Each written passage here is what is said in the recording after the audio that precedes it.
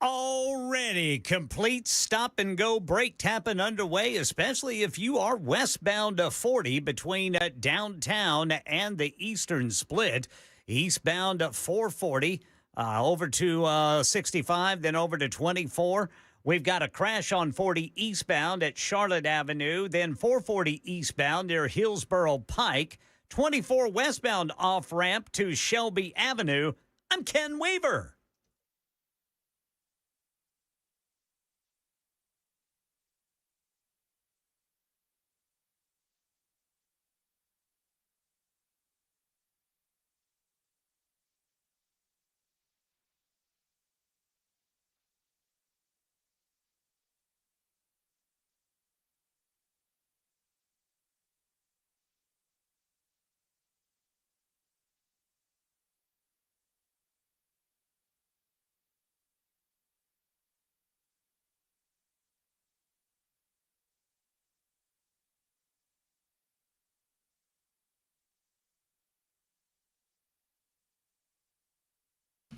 Hello, kids, one and all. It's the Matt Murphy Radio Show underway for another day. Happy to have you with us on this Wednesday, May 13th, 2026. I hope your day's been going well so far, and I hope to make it a little bit better with the Matt Murphy Radio presentation that begins right now. We got 4 full hours. I hope you're here for every single one of them, but whatever time you give us, 5 minutes of the full 4 hours, we thank you for that. It's 7 minutes after 3 o'clock. You can find us on a variety of platforms. I introduce the players of the show and tell you where you can find us simultaneously, and we call that at the beginning of the radio show, the pleasantries. Like, we're on Spotify, TuneIn, iHeart. We're on our own app. Super Talk 99.7 WTN can be found anywhere you go. We're also on Talk TV, YouTube, Facebook, Twitter, Twitch, Rumble. It's episode 1036 of our gatherings together, and it's day 478 of Donald Trump's second term as president of the United States of America. That's out of 1,460.5. We like to say that to remind the liberals that there's plenty of this to go. Ken Weaver's back in News Closet B. He gathers headlines and delivers them twice an hour, and when it breaks, what is up, Weaver? Or maybe he's not. Maybe I'm wrong. Yeah, he stepped out for a moment? He took a liberty. He took a liberty? What does that mean, Ryan?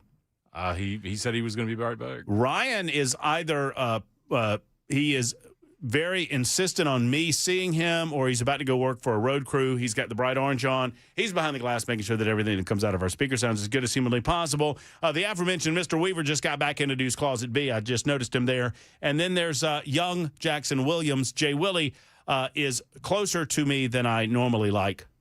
What's going on with you? What's up? Is that it? That all you got? Yeah, all you got for today? I got plenty. Have you ever been to the city cemetery, Jackson? I have not. On 4th Avenue South? No, have you? Right across the street from our a great sponsor, the Nashville Safe House. Nashville Safe House is on 4th Avenue South. As a matter of fact, ask Mark and his team how Nashville Safe House was involved in Megan Barry's downfall as mayor of the city of Nashville. Because an intrepid reporter, and I don't know what reporter it was, I don't know what news station it was, they went to Mark and they asked him if he had surveillance cameras outside of his safe house. And he said, well, yes, of course I do. And they asked if they could see it. And they found some of his surveillance video showing the security personnel and Megan Barry going into the old city cemetery. That's the cemetery that they did, the deed. I don't know if Brother Jackson remembers that. Jackson, Yeah, do you know what I'm talking about? I know exactly what you're talking about. They how would you describe it, Ken? You're a newsman. You've got the voice for this. They Boinked. They took they participated in some relations. boinked. I was getting ready to say. Boinked. I did not say that. That was Ken Weaver. That was All right, so we've got, and I'm going to go. That was Ken Weaver, y'all. I'm Ken Weaver. We're all Ken Weaver. Ken Weaver. I'm Ken Weaver. I'm Ken Weaver. I'm Ken Weaver. I'm Ken Weaver. All right, so we've got Ross coming up. Ross Chastain of NASCAR fame is on the way into our studio.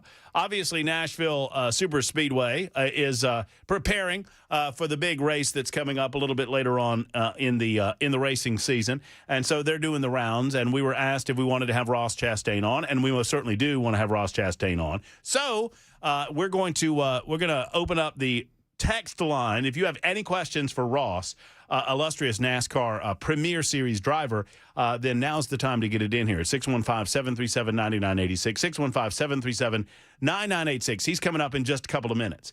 Cameron Smith will be in his normal place in the 5 o'clock hour. Very excited about that. And just after 4 o'clock, and I sent you, did you get her number?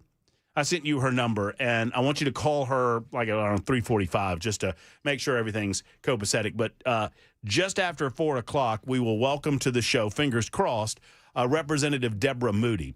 You heard me talking about it. You've heard every show, I believe, on the radio station talk about it. I don't know if Chad's mentioned it, but I know that Chris talked about it. I know that Dan talked about it. I heard both of those guys discussing it. This awful interaction that Representative Deborah Moody had. She deserves so much better than this with some of these rabble-rousers that were outside of the State House in the aftermath of the vote in the special session, just saying the worst and nastiest things imaginable. Deborah Moody, I am told, is one of the most genteel and sweetest members of the House of Representatives, and we're going to speak with her in the 4 o'clock hour today. So if you have any questions for her, you're invited to get those in as well. Donald Trump is in China. He is anticipating talks with the Chinese heads of state over there about a variety of issues, not the least of which would be Iran. We will discuss his trip. We'll also talk about Donald Trump's comment yesterday. We discussed this yesterday. What Donald Trump said about the economy and negotiations does not bother me in the least, inasmuch as Donald Trump should not be considering individual financial circumstances when he is attempting to negotiate with a nation like Iran, or when he's attempting to negotiate any deal for that matter. He has to keep his footing underneath him when he's doing so, and any sort of concern that he has in terms of economic issues or economic fallout or even political fallout would put him on a lessened negotiation footing. Y'all understand that? So that doesn't bother me. It does bother me that I think Donald Trump, who has always had the best sense of the room of any politician, really, maybe even in my lifetime, absent possibly Ronald Reagan. He understands where the people are on issues better than any politician in my lifetime. And he understands the dynamic that he doesn't need all of the people with him on every issue. He just needs the majority of the people on him on singular issues. The best example that I can come up with is the Build the Wall campaign, right? He used Build the Wall as a rallying cry for our lack of immigration policy and lack of immigration enforcement prior to 2016 in that election cycle. And he won largely based on two concepts, build the wall and drain the swamp. Well, he did accomplish the first, hasn't so much on the second, and that leads us right back into the conversation about war and gasoline prices. So we'll do that at some point today. We'll talk about the credit that Bill Lee, I think, deserves regarding the special session, especially in the aftermath of the South Carolina legislative body making a decision not to change their district lines. And I believe, Ken, you might know that there was one other state that said, hey, we're not doing anything until after the election cycle in 2020. I don't think they're doing anything until 2027. And I want to say that, what state was that? I do not know, Brother Murphy. I know South Carolina voted against redrawing lines, and Louisiana's working on it. Alabama's working on it. Tennessee's already done it. There was one other state. I'll figure it out in a moment. Speaking of Megan Barry is in, y'all. No, not in the city cemetery. She is in District number 6. She has decided that she's running for election in District number 6, so we'll talk about that today as well. And as far as Cameron Sexton goes, we discussed it at length yesterday. Speaker of the House Cameron Sexton was on with Dan Mandis this morning and said as much. The rules are what the rules are, and we're not changing the rules or we're not ignoring the rules simply because we have feelings hurt in the House of Representatives. We're going to talk about the punishments that have been meted out. Now, speaking of that, I spoke to someone in leadership in the Tennessee Senate earlier today, and it's my understanding, and actually I was told as much, that the Senate is preparing to decide, or they are in the midst of deciding, what the punishment should be for those who violated the Senate rules in that body, separate, obviously, from the House of Representatives, and those will be forthcoming. Maybe not tomorrow and maybe not this week, but soon, and not necessarily waiting until the 115th General Assembly. All right, so that's going on, 615-737-9986. I'll tell you what we'll do. While some of these questions come in for our guest, Ross Chastain, I'm very excited about sitting down and speaking with him. He's already here. We'll take a break now, and we'll get into it with Ross Chastain coming up in just a moment. Your questions, your thoughts, your comments coming up. 615-737-9986, a diversion away from politics and into the world of sports when we return on Super Talk 99.7 WTN.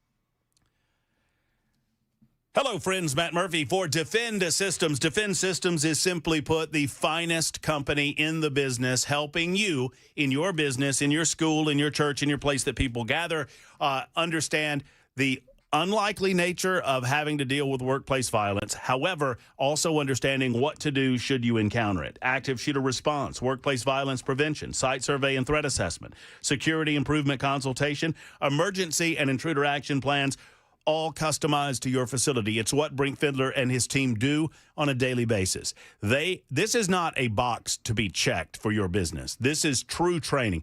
I valued it so much that I went through 3 different training courses and went through a TECC course conducted by Brink and his team in the aftermath of those courses. Why? Because I love having the knowledge of what to do in the event that I come up on an automobile accident, or I find someone in a bad situation of a medical nature, or in the unlikely event that you find yourself in a violent situation. You know what to do. You know how to act. You know how not to act. That's what they teach you. Call them today at 615-236-6484, 236-6484, or online at defendsystems.com, defendsystems.com.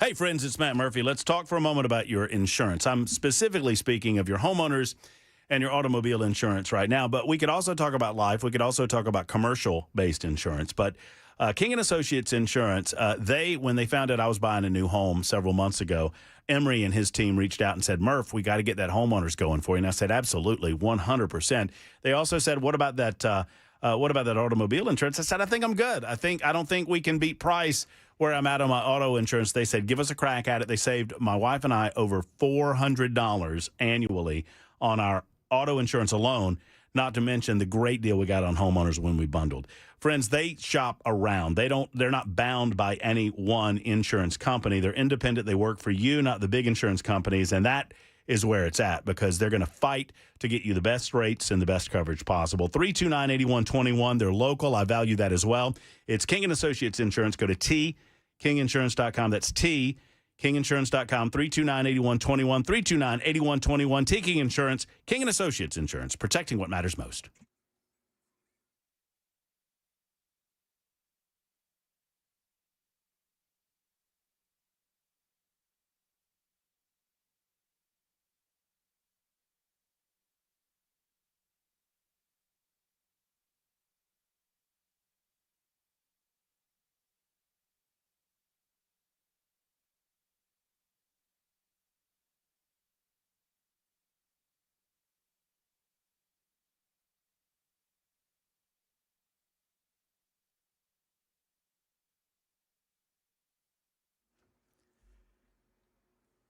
ClarksvilleNow.com says one of the men involved in the shooting outside the Montgomery County Courthouse today is a controversial influencer known as Chud the Builder.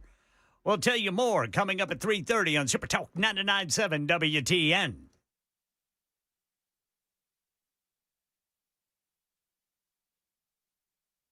Super Talk 99.7 WTN, a respite away from the politics of the day. Well, although I say that it's a respite from politics, it's my understanding there's a lot of politics that goes on in NASCAR racing. We are proud to have the driver of the #1 Chevrolet car in our studio. My goodness gracious, he's Ross Chastain. He needs no introduction for race fans.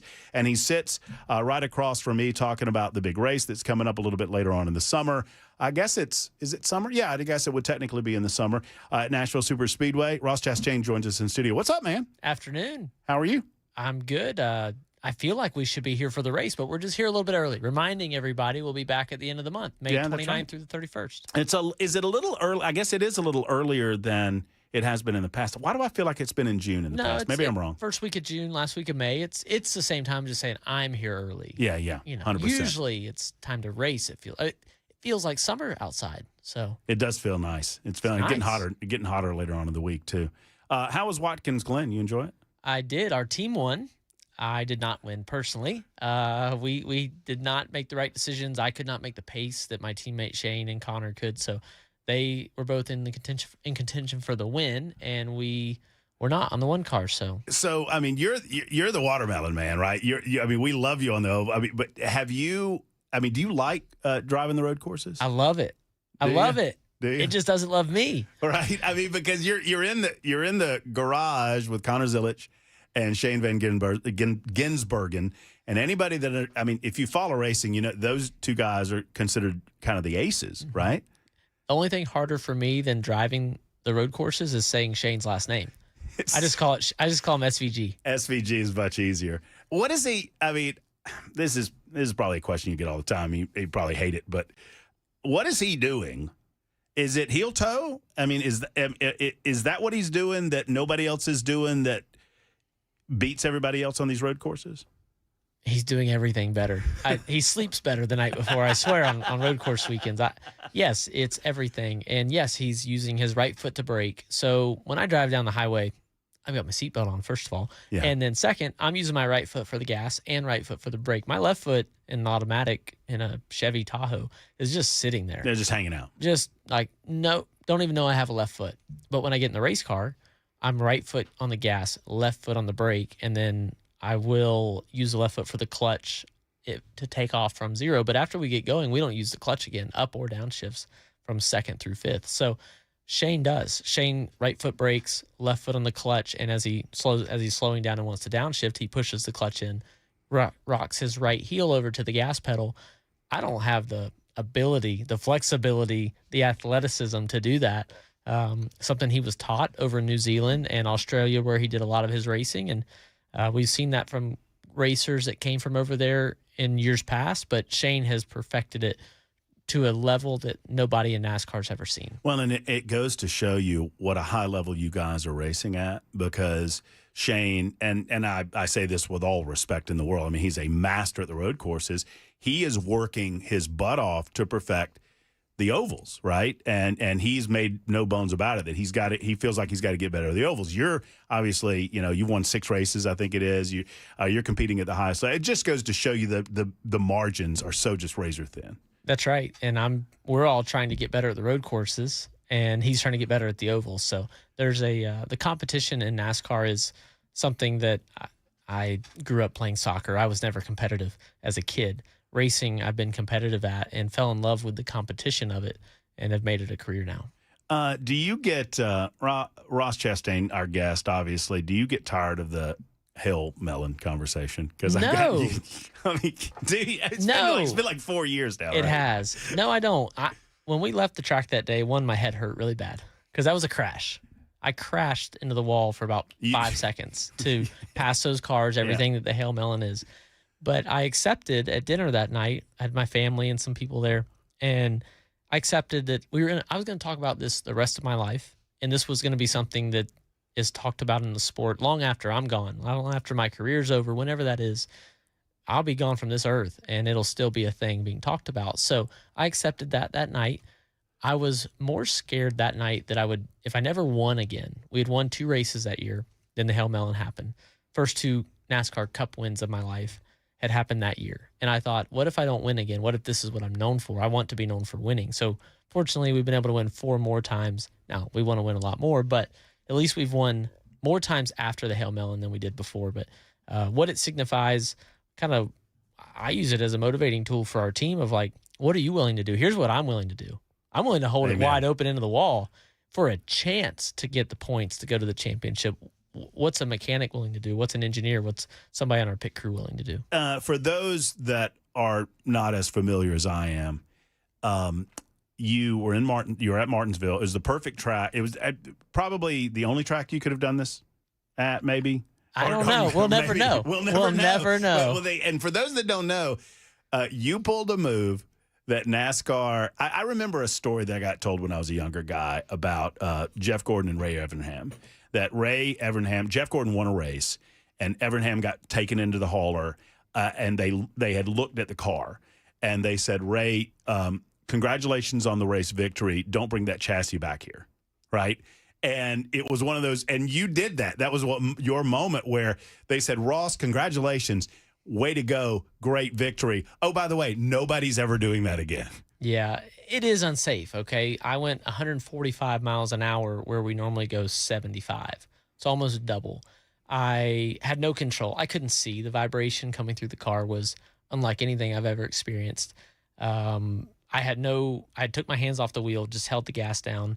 And yeah, if somebody would have spun up there, we crash all the time, but there's something to be said for crashing and then everybody trying to avoid. And me, I'm just wide open along the wall with no intention of slowing down. So I couldn't have stopped even if I could have seen somebody, and I couldn't see. So I get it. We don't all need to be doing that every race. It did destroy the car. It's the only car Trackhouse has kept intact as it raced. We've won races. We have won the Coca-Cola 600, a crown jewel race, and that car raced basically 5 weeks later. We had it back on the racetrack again. That Martinsville car sits in our lobby of Trackhouse over in Concord, North Carolina, with a piece of the wall that says Martinsville on it. Like, it's right next to it. So you can walk and look at the scrape marks of both and see where they came together. Match it up. So, and it was to get it. I mean, it was to get into the chase, right? Correct. It was to get into the final race. So back then, our championship format was 3 rounds of 3 races and then a 1-race 4-car playoff. 1 race for everything. Right. You either finished first, second, third, or fourth in the championship based on where you finished in that single race. And to get to that race is where we did the Hail Melon. So we needed 2 spots in the last lap. I ended up getting 5. A little unknown fact, short story, is if I would have not done the Hail Melon, because it popped into my head the lap before, about 12 seconds before I did it, I thought about it. Once I went back and looked at the tape and like, all right, let's start a stopwatch. I know right where I thought of it. And then it was 12 seconds later that I hit the wall at the first spot. Right.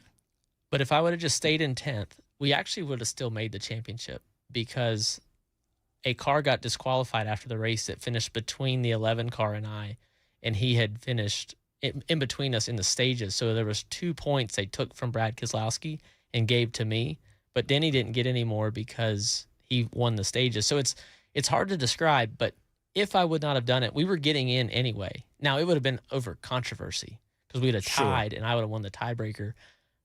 His car was too light, and you never know if he'd have gotten the Ray Evernham, like if the car really never was allowed to come back for Ray Evernham and Jeff Gordon way back in the day, which is a story I've heard as well. I don't know if it's true. Right. But that's the story. I don't know if that car would have failed weight that day for Brad Keselowski because he did fail. They were too light, and we end up getting even more points after the race. Yeah, so you never know. So it's just one of those things like, okay, I was willing to do it, but like fate had it that we were making it, even though it didn't seem like it. All right, I have to call an audible. Can you give me another second? Can we talk again? I've got like a 4-minute break. All right, we're going to do news here, Ryan, and we've got Ross Chastain, and I only get one chance at this, so I'm going to keep him as long as I possibly can. We're obviously talking about the Cracker Barrel 400 that's coming up Sunday, May 31st, and the entire race weekend happening at Nashville Superspeedway as well. Ross Chastain in studio with us. Back in a moment on Super Talk 99.7 WTN.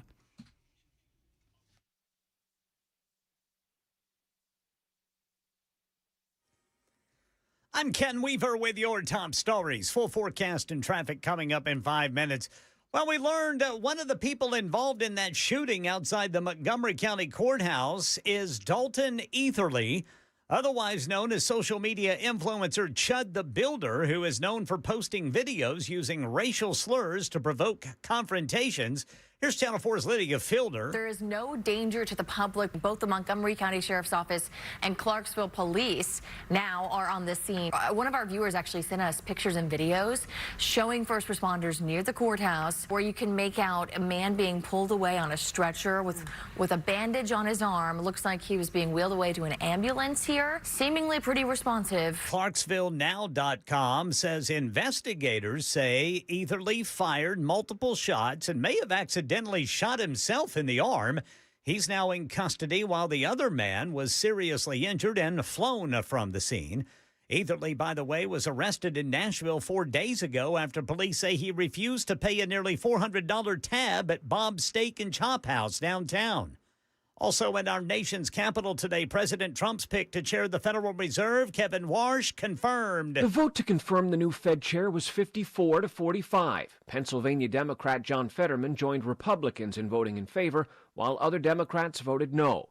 Massachusetts Senator Elizabeth Warren has said Kevin Warsh will be the president's sock puppet. Trump has for years called for the Fed to bring down interest rates. Warsh has vowed to maintain the independence of the nation's central bank. And right now in Tennessee, law enforcement body cam footage of protesters going at Republican members of the House during and after last week's special session to redraw the congressional map is being reviewed to identify anyone who may have committed crimes. Speaker Cameron Sexton telling WTN's Nashville's Morning News with Dan Mandis. When the Democrats put in earplugs, that means there's coordination with the gallery, and they know the sound devices that are up there, and they know what's going on, and it was all coordinated. And so that takes it to a whole new level that we haven't seen on the House floor. As for any expulsion, Speaker Sexton says that can only happen in regular session. And that's the latest news. Traffic and weather next. I'm Ken Weaver, WTN News.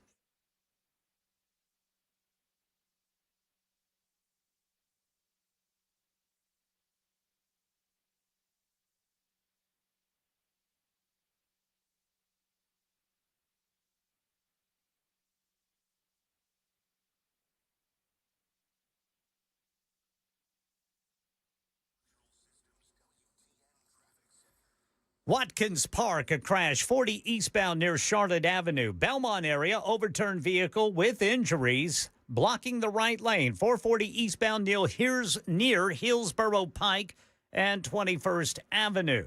Then on the East Bank, got a stalled vehicle, off-ramp partially blocked. That's going to be 24 westbound off-ramp to Shelby Avenue. Complete stop-and-go brake tapping northbound 65 up to the South Loop downtown, and then eastbound 24 once you get past 440. I'm Ken Weaver.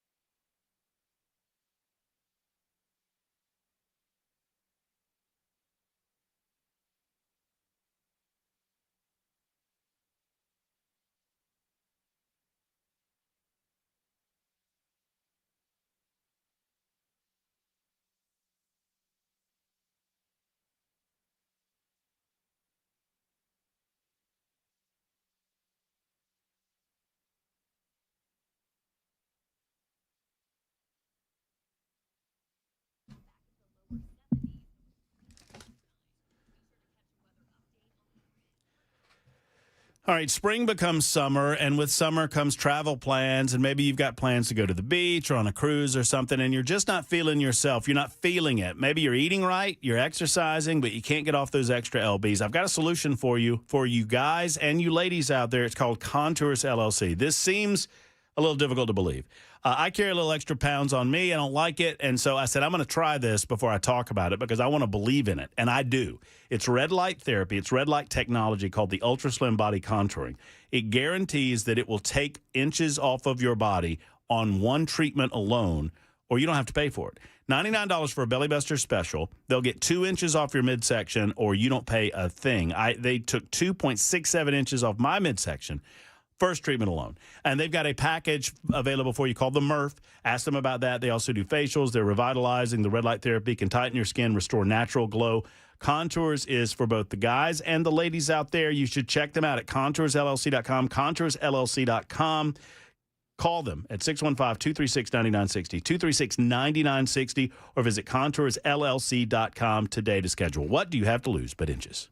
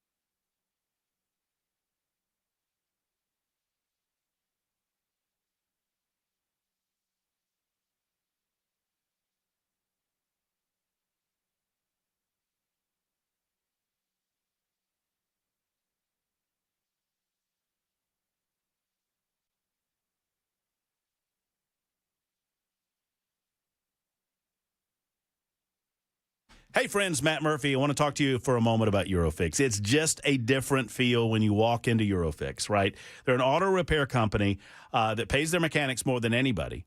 And they charge you less money. And you're thinking, well, how does that work? How does that happen? It's all about overhead. It's all about making sure that they cut corners where they should be cutting corners, but don't cut corners on their mechanics. Aaron Stokes, all of his life, believed that you pay your mechanics more because you get better and happier mechanics that way. They fix cars quicker, and they do them right the first time, which is what it is all about. Eurofix is thriving at 5 separate locations: Nashville, Franklin, Belmead, Murfreesboro, and Mount Juliet.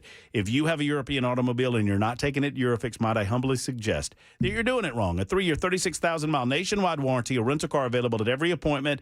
So ask yourself, do you trust them? Do they care? And are they committed to excellence? And the answer to all 3 of those questions is yes. Go to myeurofix.com. That's myeurofix.com.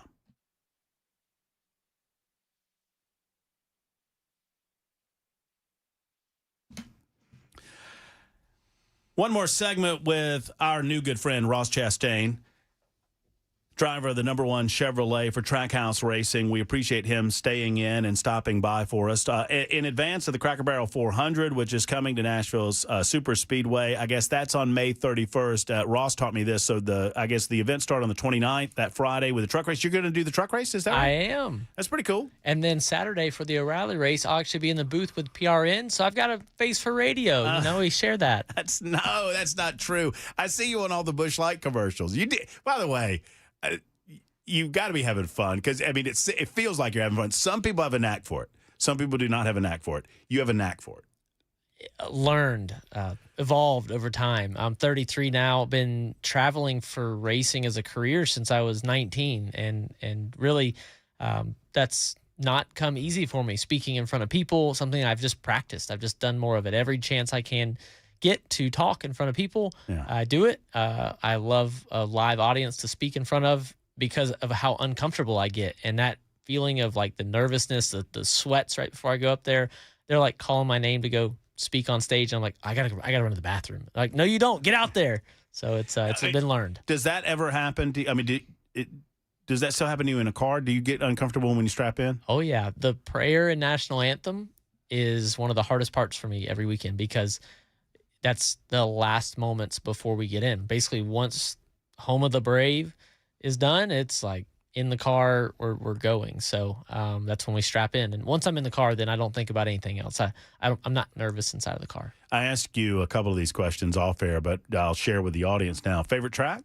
Darlington, Lady in Black. But you told me, and I was like, because I don't know your list of victories at the highest level, but you've won in the truck series, but there never in the Premier Series. No. And our fall race here is called the Southern 500, and it's got different names, but that's just what it's known as, and that's just high on my list. I don't know why. It's been pretty cruel to me.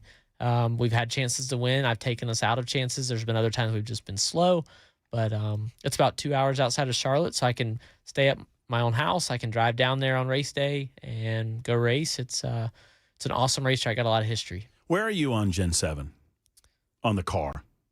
It's where my career's been made. Yeah. I mean, we didn't win anything in Gen 6, me personally. So I only had 1 year of it in 2021. But, here for it. We're just trying to make ours better than everybody else's. I mean, from a fan perspective, do you hear a lot? I mean, so fans are never sad. I mean, we're never sad. I mean, I consider we're always going to complain and moan about whatever we currently have. And so what I hear is that, well, the car's almost too tough. Do you hear that? Too tough. That's It's the highest level of our sport. It's supposed to be tough. Well, I mean, it's just the car can take. I mean, and but that's what we wanted. So see, right, as fans, I see what you're saying though. Too tough, like they don't break down. Right, like it's hard to damage them now, or at least harder to damage them than it has been. Yeah, we bump into each other and you can't tell, and we're inside, and my head's like, whoa, that was a huge crash, and yet the car's fine. So yes, they are working on softening up some of the bumpers. There's foam behind the nose and tail.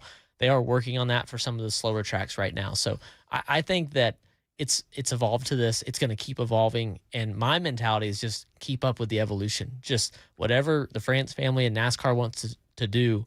I want to race in the Cup Series on Sunday as long as I can, and that means Gen 7. That could mean Gen, name your number, and I'll be there. Do you like the horsepower increase? Sure. I think there's a lot of ways we can go about that, and everybody's got an opinion, but the power to weight ratio, the power to grip ratio is how I think about it. So yeah, you can go up on horsepower. You could also take grip away. So take the tire and Goodyear can customize these tires. With Gen 7, we went to a very wide tire. I think if we narrowed that up, that could be something. But that's a whole nother can of worms that people way smarter than me are working on. People like to say that you have rivalries, right? Like I think you and Denny, which I was here for. I became a Ross Chastain fan because I arbitrarily decided that I was going to hate Denny Hamlin. And I'm sure Denny Hamlin is a wonderful human being. And if he came in here today, I would just be well, who knows? So, but I because you got to have enemies, right, on the track. When you're rooting for somebody you want to root against. And so I just randomly root against Denny Hamlin, which is a running joke with my friends and I. But are those rivalries real in terms of, are there certain drivers? I'm not asking you to name names, but just certain drivers that, driving style or maybe even personality, you just kind of don't get along with? Well, I could say this about Denny is a good example because now we are in a good spot. Now, I say that because we're not racing against each other right now. He's at the front. I'm a little further back. Right. I'm 15th right now. Right. So when we get our cars faster, we'll probably fire it back up. But when I was racing against him in 2022 was the most noteworthy year. In 23. Together those 2 years, we were the same speed up front in the top 5. And I swear, after the first incident, we couldn't stay away from each other. And it's like the racing luck has it that you qualify next to each other. Your teams are then parked next to each other. And you're like, gosh, that guy again? Like, I'm going to have to race him again. And then he bumps me. I bump him. And some of it was on total accident. Some of it was definitely intentional. All right. But, I feel like once you have an issue, you end up right next to that person again and again. And I think that happens in most sports that, it can be unintentional a couple of the times, but they seem intentional whenever it keeps happening. Yeah, and if we've learned anything over the last couple of weeks, it's that if you're going to do something intentional, don't announce your intention on the radio, right? I'm talking about Ryan Preece. Yes, I think my buddy Preece, and I was teammates with him over a decade ago at Johnny Davis. He has learned. He likes to be very vocal. He likes to say. He tells you exactly how he feels in person. He has learned how this works, and just don't say it. Yeah, well, I mean, and then there's the Busch thing. It's like the Busch thing looked much worse for fans. The Kyle Busch's deal looked a lot worse, and he gets away with no penalty. And I'm like, what's up? And you're like, well, one guy said what he was going to do and did it. One guy said, I don't know what I'm talking about. My car was damaged, so I don't know what you're talking about. I have no opinion on the matter, but his own brother, I saw a clip where Kurt Busch said on a podcast that Kyle should have got a penalty. So there you go. If his own older brother is saying that, I'm out of it. I keep my name out of it, and as long as I don't have to deal with any of that, I'm good. A lot of people are excited to watch you later on this month at Nashville Superspeedway. Several people are asking, however, if you've ever run at the fairgrounds, and I think you said you have. I have, yes. A couple of years ago, a pro late model race. I went over there with the Rackley War team with Willie Allen and the Suttons, and had a shot to win late. Made a move on a late restart, got the lead, and one of the O'Reilly Series owners, Tommy Martins, he spun out in the back. He owns two cars in the O'Reilly Series, and Tommy spun out, caused a caution, and that brought the field back to the previous lap, so I had to give the spots back, and we finished, I think, 4th or 5th. But, I was in the Tootsie's car over there. Steve Smith, long time, one of the first real partners and sponsors at Trackhouse, even before I got there. Grew up just a couple of blocks from the fairground, so he's a big supporter of it. He loves it. He's known it since before a lot of the new houses were built, it was a lot different neighborhood, he says. And I grew up humble beginnings, and so getting to hear his stories was really cool. Driving the Tootsie's car over there one night was really cool. Saw the late model stock race, all the Cars tour, all that. They packed the house when Dale Jr. came, so that was cool to see. Hope they keep racing. I would love to see you guys back on that track. I mean, I don't want to take anything away from Super Speedway either. I mean, we love it out there in Lebanon, but at that location, I don't think there's anything else like it, that close to the city with that level of history. I think the trucks would put on a great show there. I think the truck series would be great to bring in there and do that. Maybe another premiere? I mean, is that what I'm... Well, let's just let's get a base hit. Yeah. Come on, you're going for like a grand slam in Game 7. I want Bristol in there. I want them to redo the entire thing. I want to see the whole shebang over there. SMI, the Smith family, Marcus Smith, they're bought in, I think. So if it's possible with Dale Jr.'s support, they're going to get it. But yeah, I know they've got a lot of headwinds. Hey, if nothing else, go out and watch the local racing. That's going to move the needle more than anything. I know there was a big turnout for the Cars tour, but the weekly racing there needs fans to move the needle. Speaking of fans and speaking of getting out to seeing races later on this month, Cracker Barrel 400 coming up. I mean, the entire weekend, we want to get people out there to see the show.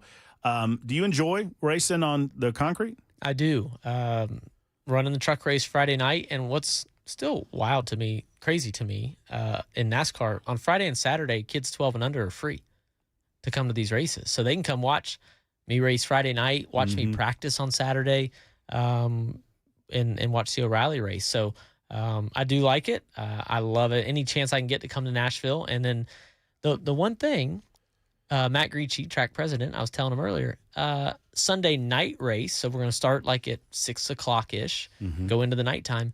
He's cutting into my time downtown at Tootsie's Sunday night. You got to think, it's a school night for me every night leading into the weekends. And my Friday night or Saturday night is really Sunday night. Like Sunday night is now when I'm finally done working and I can crack open a cold Busch Light. I promise you, Ross, if you win the Cracker Barrel 400 on Sunday, they'll leave Tootsie's open for you. I guarantee you that Steve and the gang will be open whenever you get there to pop open that Busch Light. We've proven it before. When we won in 2023, I looked at then our team president, Ty Norris, and I grabbed him by the shoulders in Victory Lane, and I said, we have to keep the plane here. So we fly on a charter plane after the race. All the Trackhouse crew loads up, and we all fly home together. We paid the pilots to stay overnight. We kept everybody in their hotel rooms, and we crawled to the plane Monday morning at about 9 a.m. after being at Tootsie's all night. So it was a great experience, something we'll never forget. Our soul is here. It's where the team was formed. It's where Justin Marks lives, and we have a lot of ties to the city and Tootsie's especially, but we do a lot of things over here and like to tell the world about Nashville and tell the world about Trackhouse every chance we get. All-Star race this weekend, and then and where are we after that? Charlotte, the Coca-Cola 600. The 600 coming up. And try to go back to back. I think you kind of. I was about to say. I think you kind of like that track and that race, don't you? Yes, a 400-lap race around a 1.5-mile track, 600 miles, our longest of the year. And of the 400 last year, we led 6 laps, the final 6. So. That's all we needed to lead. That was it. I was about to say, the only one you need to lead is the last one, right? Yep, that's right. Oh, well, best of luck in that. Best of luck when you get over to Nashville at the Nashville Superspeedway. For those Interested in getting tickets?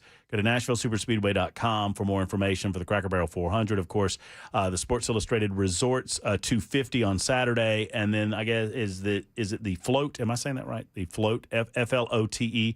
I hope if I'm not pronouncing that correctly for the Craftsman Truck Series, I apologize. It's right here on my screen, and I don't know what to say about it. That's happening on Friday night. I'll be there on Friday night for what it's worth. So find me in the stands. I'll be the guy in the hat.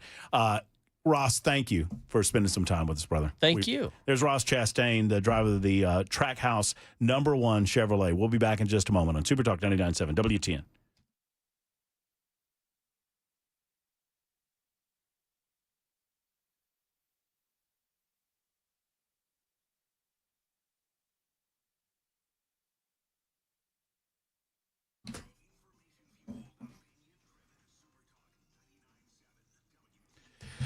All right, friends, it's Matt Murphy, and we got another big event coming up at the end of the month. I mean, obviously, we were talking about the Nashville Super Speedway, but one of the events that I will be at as well is the Glock Store Open House. Y'all know how I feel about the Glock Store. It is the premier gun store in the United States of America, not in the state of Tennessee, not in Nashville, but in the United States. When you call yourself the Glock Store, you better have every Glock in stock, and they do. And on these big open house events, this has been my fourth. I think it's their sixth, my fourth. They blow it all out. Over 50, and I'm not making any of this up, over $50,000 of merchandise will be given away in one day, including 3 separate Glocks that will be given away on the day of the open house between 10 and 2 at the one and only Glock Store, located on Airlane Drive. That's just off of Elm Hill Pike. Elm Hill Pike, just off of Briley Parkway, and that's convenient to anywhere within the sound of my voice. Be there on the 30th of this month for the big open house at the Glock Store, online at glockstore.com or shoot270.com.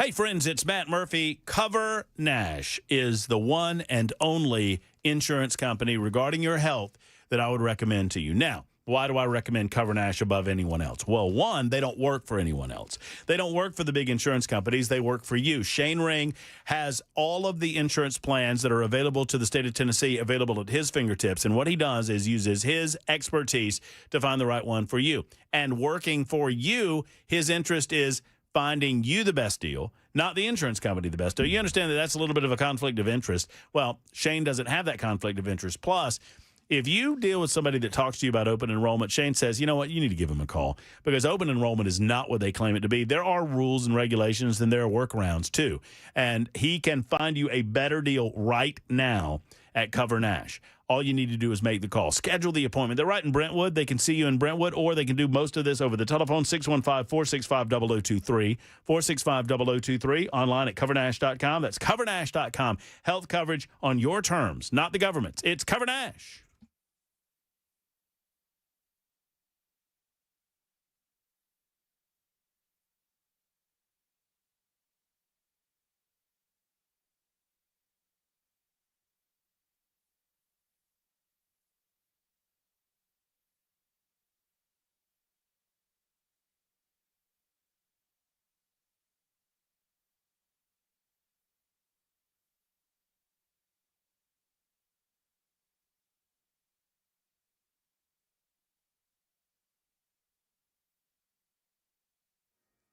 A controversial social media influencer arrested in Nashville 4 days ago for allegedly trying to skip out on a meal on Lower Broad is now accused in a shooting outside the Montgomery County Courthouse today. We'll tell you all about it coming up at 4 on Super Talk 99.7 WTN. Super Talk 99.7 WTN. We diverged away. And look, I understand that it's not for everybody. I absolutely love racing. I love motorsports. I love all sorts. I love F1. I love IndyCar. I love everything that is in the NASCAR series. And I appreciate the conversation with Ross Chastain. I hope you did as well. Plus, it is near and dear to my heart because it's right in our backyard at the Nashville Superspeedway. And you guys know how much I love the Fairground Speedway. I've fallen in love with that place over the 4+ years that I've been here, and I want to keep it, and I want to make it better. And one of the ways to do that is to promote the idea of racing as a wonderful entertainment option for you and the family. And as Ross Chastain mentioned with Trackhouse, as he sat here, that if you go out on Friday or Saturday, kids 12 and under are free to get into the facility because they want to promote racing for the young folks. So I hope you've enjoyed it. I certainly did, and I appreciate Ross stopping by. Plus, if y'all are not racing fans, Chastain pulled, and I can kind of gush over this when he's not in the room. Chastain pulled one of the wildest moves in the history of NASCAR. And it was, so, they run mostly on ovals. They take left turns. They were at a track, Martinsville. And Chastain needed to be at a certain place at the end of that race. I don't know if we described it appropriately while I was talking to him about it. He needed to be, he needed to gain some spots in order to get into the final race and race for a championship. So his championship was 100% on the line, and he made a decision. You have to lift off the gas when you go into the turns. I mean, that makes sense, right? When you turn your car on the highway, you have to typically lift off the gas to do so. Well, he made the decision, instead of lifting off the gas, to keep the gas on the floorboard and to keep going 140 miles an hour. He was going 140 miles an hour, and everybody else was going 75 miles an hour.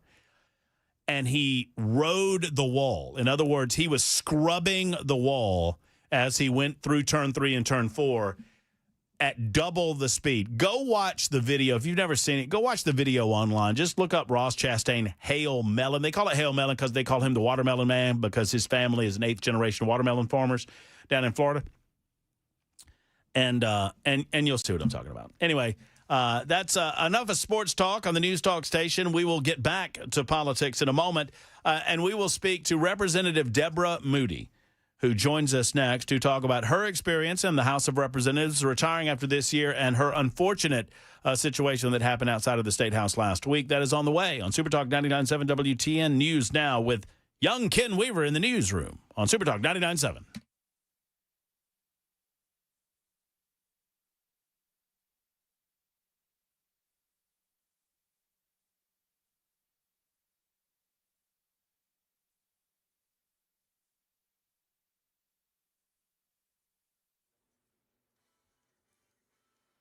Four o'clock on the dot. I'm Ken Weaver with your top stories. Got the full forecast and traffic coming up in 5 minutes. Well, a controversial social media influencer who posts racially charged videos to encourage confrontations is in custody after a shooting outside the Montgomery County Courthouse in Clarksville this afternoon. District Attorney Robert Nash, according to ClarksvilleNow.com, says Dalton Etherly, known on social media as Chud the Builder, fired several shots during a confrontation that started in Millennium Plaza. Witnesses reported hearing 3 to 4 gunshots before deputies secured the area. Etherly apparently shot himself in the shoulder and was taken to the hospital. Another person airlifted from the area. Etherly was arrested in Nashville just 4 days ago after he allegedly refused to pay for a large meal at Bob's Steak and Chop House on Lower Broad. And in our nation's capital, the ayes are 54, the nays are 45. The nomination is confirmed. President Trump's pick to lead the Federal Reserve, Kevin Warsh, confirmed to serve a 4-year term. Trump has for years called for the Fed to bring down interest rates. Warsh has vowed to maintain the independence of the nation's central bank. And back here in Middle Tennessee, law enforcement body cam footage being reviewed to identify protesters and any Democratic House members who may have committed crimes when they went at Republican members during and after the special session to redraw the congressional map in favor of the GOP. Speaker Cameron Sexton telling WTN's Nashville's Morning News with Dan Mandis. When the Democrats put in earplugs, that means there's coordination with the gallery, and they know the sound devices that are up there, and they know what's going on, and it was all coordinated. And so that takes it to a whole new level that we haven't seen on the House floor. Speaker Sexton, meanwhile, booting all Democratic caucus members off of committees and subcommittees for violating rules of decorum, but none will face expulsion because the speaker says that can only happen in regular session. And former Nashville Mayor Megan Barry appears to be moving into the race for Tennessee's newly redrawn 6th Congressional District.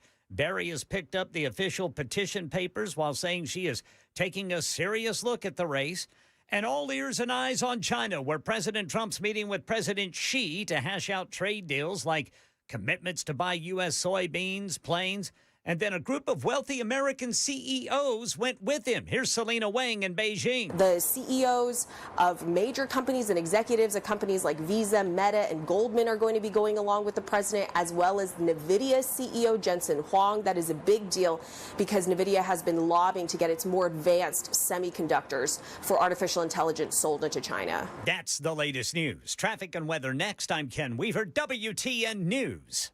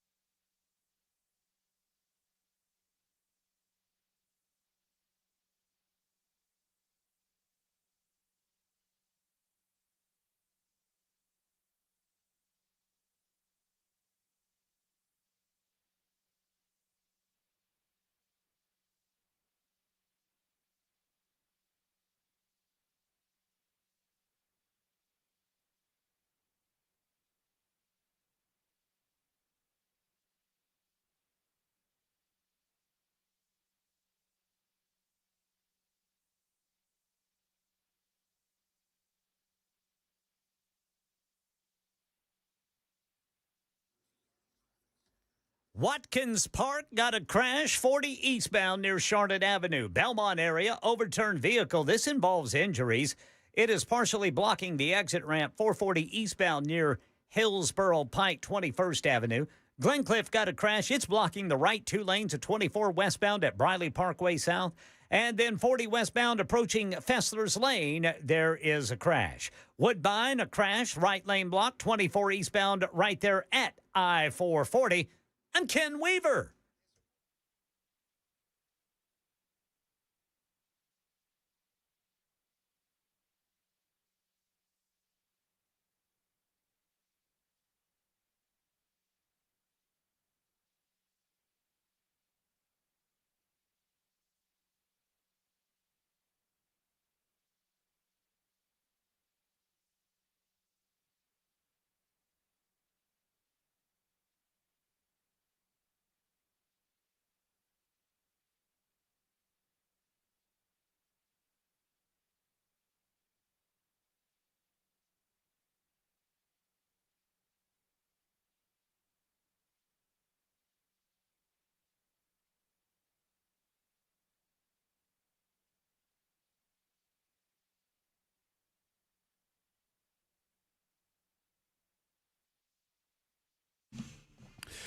Super Talk 99.7 WTN. It is 7 minutes after 4 o'clock, and we thank you for being with us on the big show. Matt Murphy Show continues until 7 o'clock tonight, or they pull us off the radio, whichever comes first. Thanks again to Ross Chastain, who drives in the NASCAR circuit for the Trackhouse team, number 1 Chevrolet in the Trackhouse team. And I guess he's got Busch Light on his Busch on his car for a good amount of time. I don't know who his other sponsors are. I probably should. Ross would if he were sitting here. But anyway, we appreciate that conversation. We thank you so much for it. Obviously, we continue to deal with the aftermath of the legislative special session that was last week. It was just yesterday, about almost, 23 or so hours ago, that we got the news that Speaker of the House Cameron Sexton had issued punishment for actions not only unbecoming the body, but actions directly against the rules of the body initiated by many of the Democrats during the special session. They're not allowed to go into the well without being called. They're not allowed to use artificial noisemakers and that sort of thing.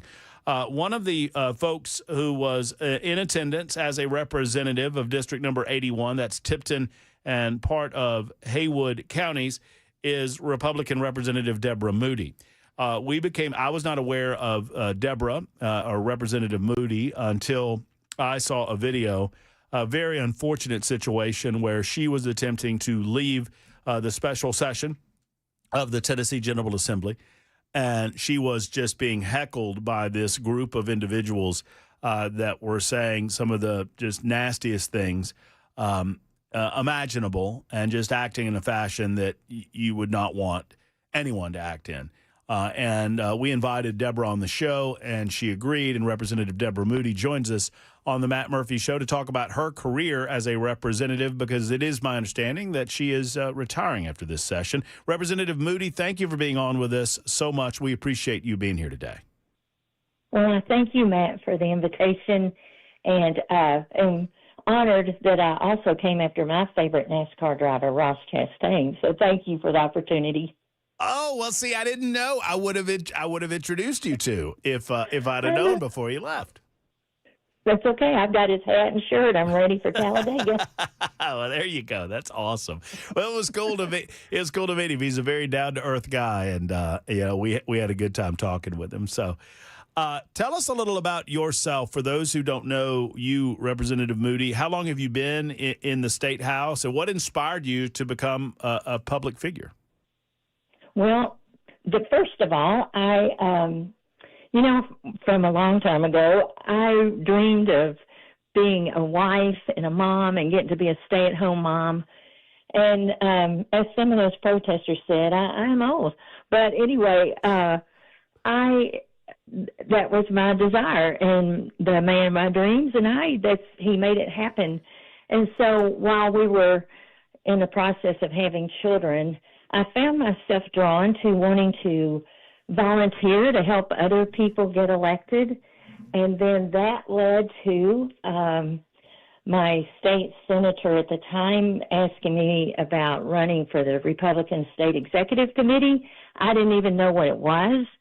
And when he told me, I thought, well, why not? And I got elected and served on that for 12 years, I believe. I met so many people that I have now gotten to work for as a state representative. But the trip to being a state representative, honestly, that was not anything that I ever dreamed of.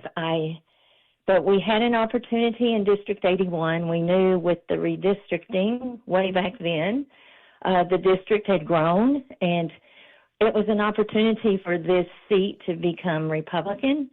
And we had someone that was going to run, and they had some family illnesses that came up. And, I mean, it's time to turn your petition in, and we have no one. So reluctantly, I turned in my petition, hoping others would too. And so here I am. I won. That was, I came in 2012. So I've had the honor of serving District 81 in the state of Tennessee for 14 years. And it's my understanding this is your last session. You're retiring after this session? Yes, I told my friends and family in district that I have chosen to term limit myself. And mainly it's just as our family has grown and there are grandchildren in the picture now, my husband's gotten to retire. It was truly, it wasn't an easy decision, but it was truly, my heart was so tugged to be back home with those babies. And one of them still thinks I'm cool. So I didn't want to miss that opportunity to pour into that young one. But so we're just looking forward to enjoying our latter years together with my husband and family close by. Representative Deborah Moody is our guest. She represents District 81, Tipton, and Haywood counties. And for those that don't know, this is a suburb of Memphis, right? Yes, we is definitely. Is that how you would describe it? Well, the south end of our county, Tipton's southern boundary is with Shelby. And so certainly our south end of our county has exploded with growth. And it's folks that, we're a bedroom community for sure, of people that want to live in Tipton County with lower taxes and less crime, and but they go to work in Memphis. So, yeah, it's a good situation. Well, you know, we just met via the telephone, and I'm certain that you've probably seen it all down at the State House. But I'm compelled to tell you that I'm so sorry just for you, and I'm just sorry for this state that your last actions within the State House body were not congratulatory and in good spirit in terms of your retirement, and instead happened at the end of the special session. I hate the idea of the last time you're leaving the State House would be what we have now seen so many times on video with these awful hecklers, yelling and screaming at you. I just hate that for you. Well, you're awfully kind. When you sign up, you really never know what you're asking for. Not that I asked for that for sure, but I don't know. I hope that as people, this can be used as a motivator for our folks who we sometimes, get a little lax about being committed to voting or being involved in the process. Golly, we need more people to offer themselves in public service, and it is a cost, but even that, I love history and all the history of the founding of our country and our state, and I thought, gosh, I can't say no, and I don't know what I'll do after all this, but I hope to somehow still be involved, and maybe it's just to motivate our folks here to always take that opportunity to vote and offer yourself to serve in some capacity your community. So if this all can be used to point people to that, that's what I want, and that God got me through that day, and He'll get us through some more things. So I'm I'm confident of that. Well, I hesitate to ask you about the particulars because it was just so awful, but I'm compelled, as part of my job, to do that. Was this you were leaving after the final vote, I suppose, and going back to Cordell Hull? Is that where you were going? Yes, that's correct. We were kind of hanging back in the chambers and just not rushing out, just trying to, see what was going on. And so actually, my good friend, Representative Sapicki, I automatically started looking for him first so that he could run blockage for me. Right. And I didn't see him. And so all of a sudden I hear Representative Kevin Vaughn. All I heard him say was, "Deborah, let's go." And he stuck his arm out. So I grabbed hold of him and down the steps we went. And then when we got to the first floor, we just kept going out that door toward Cordell Hull. And I'm very grateful for his strong and steady and calm demeanor in waiting us out. I knew we had a trooper in front of us, but I didn't even turn around to look at what was behind. But I realized after we got to the office building that I believe it was Representative Eldridge was there and another trooper. But yeah, it was it was unbelievable, but we made it. Well, and I certainly hope that the answer to this question is no. But has anything like that ever happened to you before as a representative? No. Well, no. Yes, no. I was in the elevator when Speaker Cassida was our speaker, and the incident with hot tea being thrown in the elevator, I was in there. Okay. But other than that, just your usual, not to that level, no. And I mean, how do you respond to it after several days? I mean, obviously, I hope that you've been showered with an outpouring of support and love. We don't have to agree on politics to agree that was way, way, way out of bounds. And clearly, I would hope not even representative of Democrats in this state that might disagree with you politically, but I would hope that someone on the other side of the aisle has reached out to you and said, "Representative Moody, we're sorry that this happened to you." Well, I hope that what you've said is true. I thought before the incident it would be true, but I have not heard from that side of my fellow House members. And I want to ask you the question and pointedly because I just feel like we need to get this out there on the record, Representative. So you've not heard from any Democrat that you serve with offering any words for you, or you've not heard from any of them? No, none of the elected ones. I have one Democrat friend here in the county that did reach out to me, but she is not an elected official. I mean, I understand. I've said that I understand the emotions of the day, but I do not understand how it got to the point where it got so awful and nasty and personal. Have you felt like that has been getting worse during your service as a representative, or is hopefully this is just a one-off and we'll kind of find a better way to disagree moving down the road? Well, in my experience in being in this position, I do believe it has gotten worse, much worse, and more. I don't know, just the vitriol, the name calling, it was. I remember a few years ago when we were descended upon by the state, and we couldn't even go to the restroom over in the Capitol because of the shoulder-to-shoulder people. And so a trooper took me down the steps to go to the ladies' restroom on the first floor. Well, when we stepped out, all those people that were on the steps and screaming and yelling, they stopped and scooted over. So I thought, wow.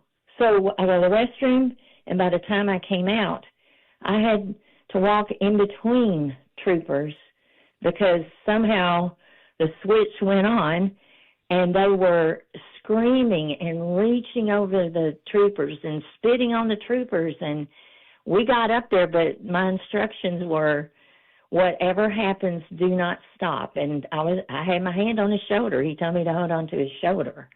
And so we made it. But to walk through people who had a few minutes before stepped aside to let you through, and then, man, whatever that switch was, it turned on quick, and it was hot and heavy. But, yeah, that happened last week was, you know, you're used to people kind of yelling at you, but that was pretty, well, if you heard it. Well, we it's did. Words we don't usually use. Well, that's right. And you know, I actually, we tried to bleep it so that we could just help people understand it, and it just became one continuous bleep. You know, and several listeners have asked about, you know, not taking the tunnel. I hesitate to ask you about that. I mean, I understand that there is a tunnel between the State House and Cordell Hull. Do you kind of wish that you had chosen the tunnel route now that we know what had happened to you? Or, I mean, that feels wrong to me too. You ought to have the opportunity to walk from the State House to Cordell Hull without that sort of language and that sort of anger and really verbal violence thrown against you. All I can say, you know, in that moment, and you just, you know, you got to get down those stairs because getting to the elevator at that point was not a good idea on that second floor. But I do remember Representative Vaughn was saying, I think we should go outside. And then later on, he said, he shared with me his remorse at not choosing the tunnel, but he said, I was not confident that the tunnel wasn't backed up with protesters. Right. And then we really would have been trapped. So that he was, I felt so bad that he felt like he had to apologize because I told him, no, we made it through and you were steady and right there with me. And I do not want him to have any regrets or question himself about that at all because we truly did not know if it was clear or not. And there are many of our, well, not many, but there are some in our listening audience, Representative Moody, that ask, you know, about the decision on the vote itself. And just, can you talk to us a little about the decision on the redistricting in an area that you're very familiar with? Well, my interest that I could share with people, you know, here at home and some of those up there, but I just kind of like to remind people, the learning experience for me started with the COVID 2020 census. And for our area, Tipton County had been a whole district for quite a while. And so with the COVID and the census at the same time, of course, they were encouraging people to do that online. And so I wish now I could have kept up with the number of people that when I'm here at home that, you know, will see me out, and I love it that they want to come up and speak. And they kept saying, I have tried filling out that census 5 times, and it's rejected me every time. I'm giving up. And I would plead with them not to give up, and I hate it was that hard. But in the end, what that resulted in, they kept extending the census to where you couldn't appeal, and there was no time. And so that census showed that we had lost population, which there is no way. And I don't know the details. I do understand there's a way or two to do an alternate census in your districts to get a better look at the number. But I do believe that because of that delay and not being able to appeal, that put us in a position of Tipton County being divided north and south by Highway 51. And so our folks on the west side of 51 have been in Congressman Cohen's district. And they were not happy at all. And I know I'm not speaking for each and every person, but the ones we were hearing from were not happy about that. So to me, that's where we are while we're here right now, is because of that.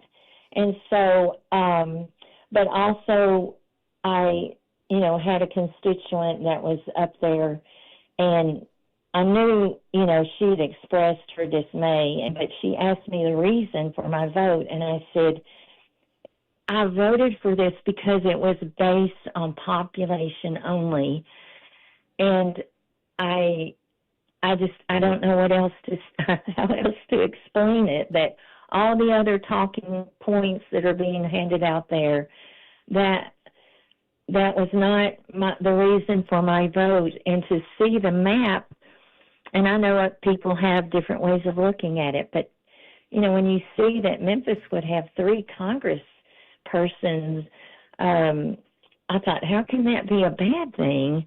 And so that's just how I looked at it, and that was why I chose my vote. And finally, Representative Moody, in the minute or so that we have left, because we're running a little bit late, but do you have? These folks that I don't know where the anger in their heart comes from, but do you have any message for them? The people that were just screaming these nasty things to you, is there any message that you want them to hear from you? I think, it broke my heart. Really, it was kind of frightening, of course, and but I just kept thinking that it was just with the so much anger, and I thought, all I knew to do was I just tried to turn my heart toward praying for them, because when someone is that angry, there's nothing you can say at that moment, and I think we see so much anger in our society and all,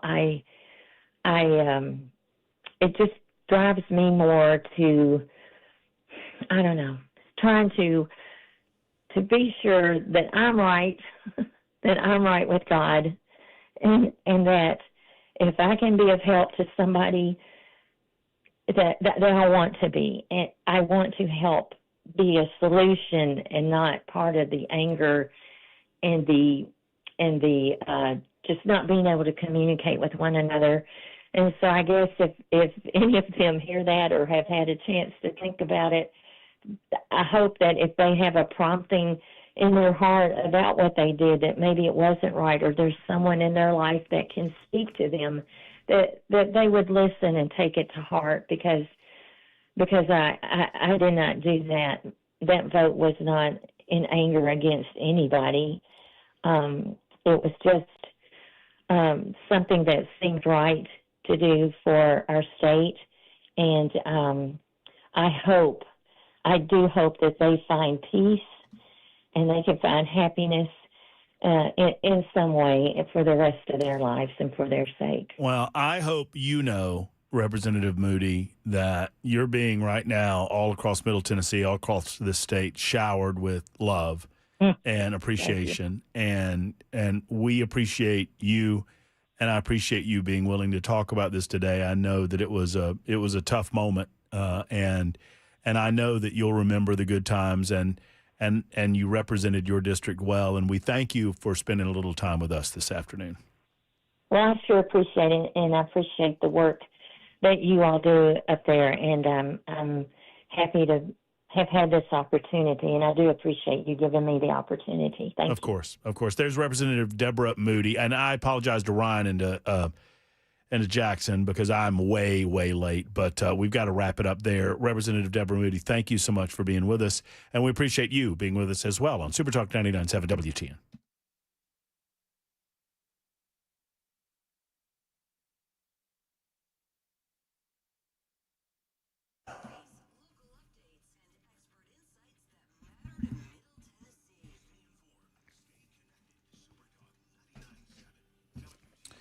All right, Craft Body Scan. They want to see you. They want to talk to you. They want to examine you. They want to give you a CT scan for less money than you can imagine. That's what it's all about at Craft Body Scan, is getting you in and making sure that you know what's going on inside of your body before you feel symptoms. And they do that through a CT scan technology that they've developed at Craft Body Scan that can look inside without being invasive, non-invasive. You don't have to take your clothes off. You lay down. It's about 5 to 8 minutes. And before you know it, bingo, bango, you're done. And you'll know that you are A-OK. Or you find these issues before they become symptomatic, which means you're getting them very early on, which gives you a high likelihood of successful treatment. That's what it's all about, right? Couples Heart and Lung Scan going on right now, 615-436-1000, 615-436-1000. Use promo code MATT50 when you go to togetherwescan.com. That's togetherwescan.com. Promo code MATT50. $99 is what it's going to cost you. It's a $2,500 value for a couple's heart and lung scan from Craft Body Scan.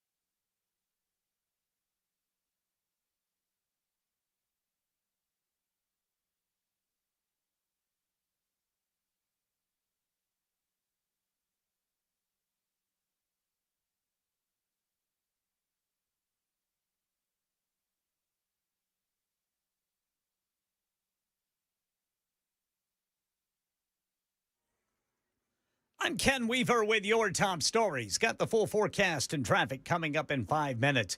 Well, authorities say a social media personality known for provoking racist confrontations is responsible for a shooting outside the Clarksville courthouse this afternoon.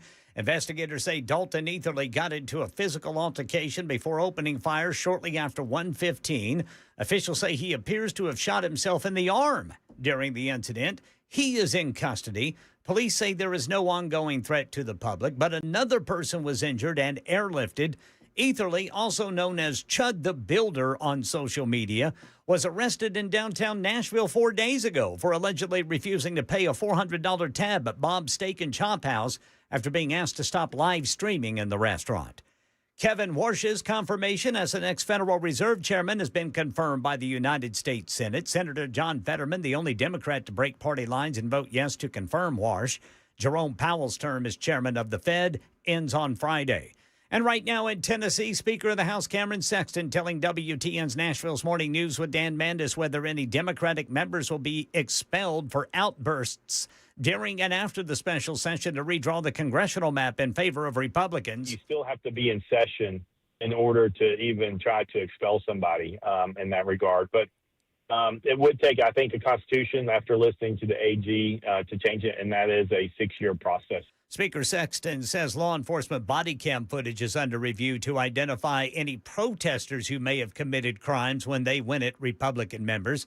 And it's life in prison without parole for Corey Richens, the Utah mother convicted of fatally poisoning her husband. Moments after Corey Richens spoke to the court with a message for her 3 children. I did not abandon you. The judge handed down her sentence after a jury convicted Richens of killing her husband for life insurance money by serving him a fentanyl-tainted cocktail in bed. The court hereby sentences you to life without parole. Richens maintains her innocence. Her attorneys told the court they plan to move for a new trial. Alex Stone, ABC News. That's the latest news, traffic, and weather next. I'm Ken Weaver, WTN News.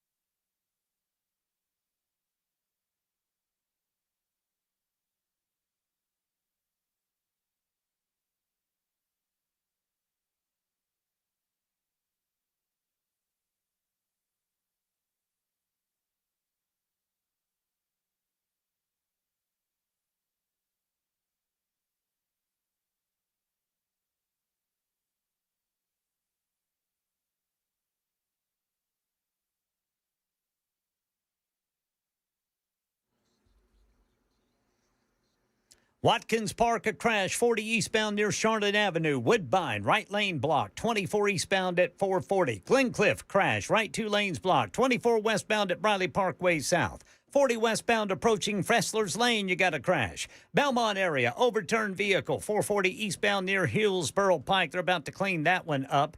We've got a crash in Madison, Old Hickory Boulevard at Gallatin Pike. I'm Ken Weaver.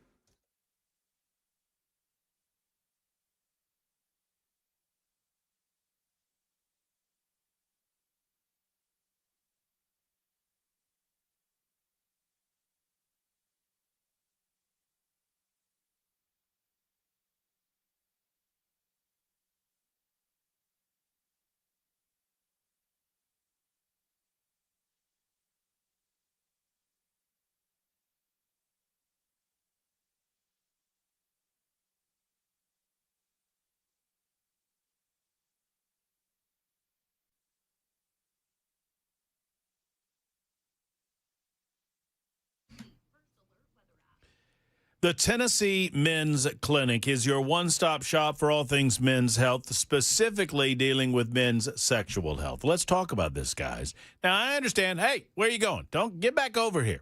If you've noticed an issue, you can't just wish it away. You can't pretend it's not happening and it not be happening. But what you can do is get to the Tennessee Men's Clinic with a convenient location near you and find out exactly what's going on, why it's going on, and how to solve it. Men, the bottom line is this is not 1976 anymore. It's 2026.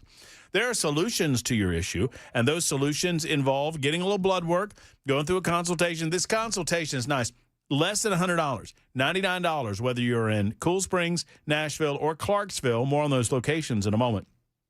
They can figure out what's going on in your body and exactly what plan of action it is necessary to get you back in the game. And that's what it's all about, man. Getting you back in the game, whether it's going to the gym, working in the yard, or bedroom activity, they can get you back in there with the Tennessee Men's Clinic. Go to TennesseeMen'sClinic.com or any of their locations. Clarksville is a brand new location north of the city, so you don't have to drive through the city to get there, or the OG in Nashville and Cool Springs.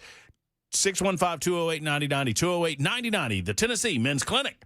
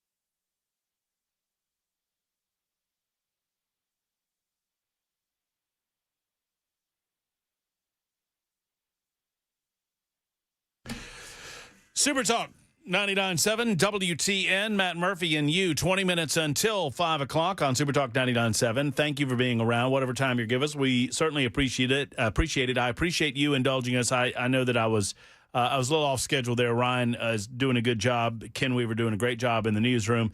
And what a great conversation with Representative Deborah Moody. If you've not seen the video, you can find it on my social media platform at Matt Murphy Show. I'll go ahead and repopulate that. I have reposted it, so it should go back up to the top of my feed. If you find me at Matt Murphy Show, I want to just make sure that that's the case. Yes, it's now back at the top of my feed, at Matt Murphy Show, and it is. Well, there's a question that Kurt, who sent this to me originally, asked, will any Democrats denounce this? Not going to hold my breath. No, they're not denouncing anything. Representative Deborah Moody seems like, I've never met the woman. She seems like the nicest person you would ever want to meet, the kindliest mother or grandmotherly figure that you'll ever want to meet, saying that she's no longer going to serve in the State House because she wants to spend more time in retirement with her grandchildren. That said, she made a decision from a political perspective, an ideological perspective, to do what she did.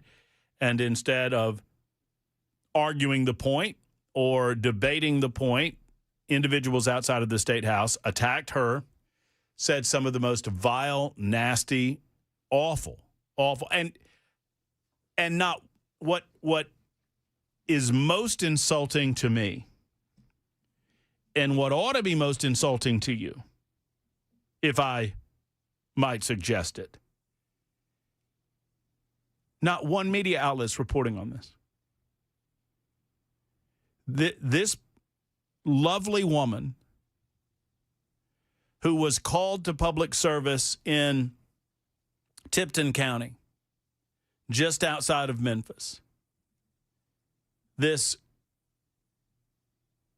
kind woman who said that she was compelled to serve her community that she felt was underserved at the time of redistricting when she first ran for office. District 81, Tipton, and parts of Haywood counties. Every person that I've spoken with in the House of Representatives, I did not know Representative Deborah Moody before this incident. Every person I've spoken with said that she has a service-oriented heart and that to know her is to like her. And the nastiest, most awful things imaginable were said about this woman outside of the State House based on a political vote. And not one local news outlet has reported on it. Not one television outlet has reported on it. Why? It angers me to no end.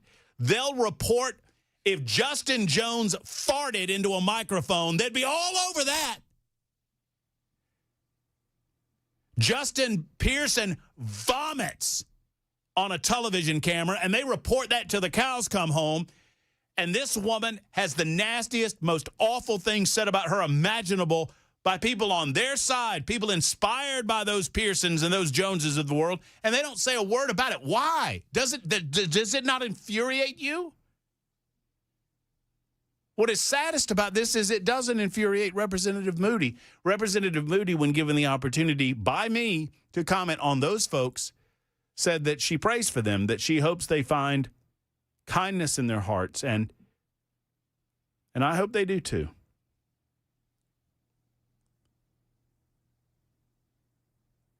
These media outlets that claim to be neutral, they're not.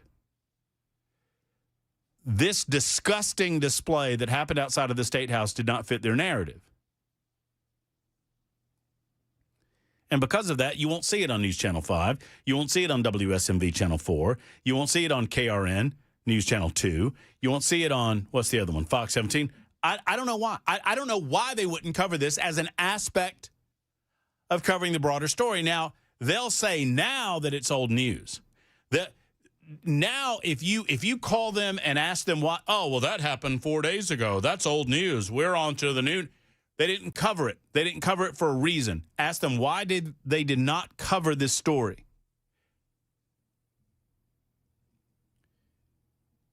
If the roles were reversed, my goodness gracious.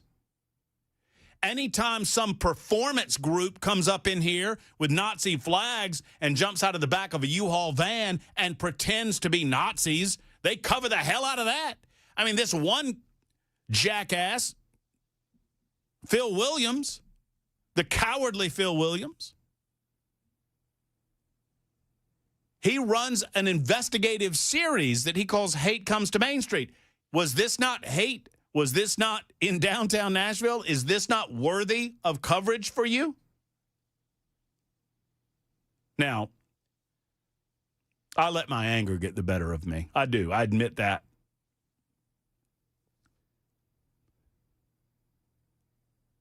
I cannot imagine. I can't imagine being in the midst of that. And Deborah Moody said as much, that it was scary. And I imagine it was.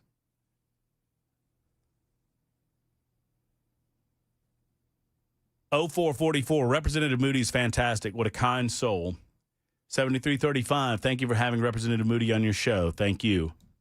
John in Lawrenceburg, I appreciate Ms. Moody having a heart like Christ. Forgive them, they know not what they do. Amazing. It's humbling, and it is. 0102, they had no idea Representative Moody was retiring and that they needed to aim their hate elsewhere. Nobody deserves to be treated like that. I don't know Representative Moody, but thank you for your service. An aspect of this story that deserved coverage that received none, and it's disgusting that so-called media outlets choose to only tell half a story when it fits their narrative, and they will not tell any other part of the story when it doesn't.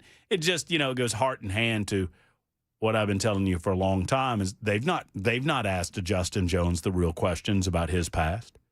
Wasn't it just she mentioned being in the elevator with Cassida when the was that Justin Jones that threw the tea on him?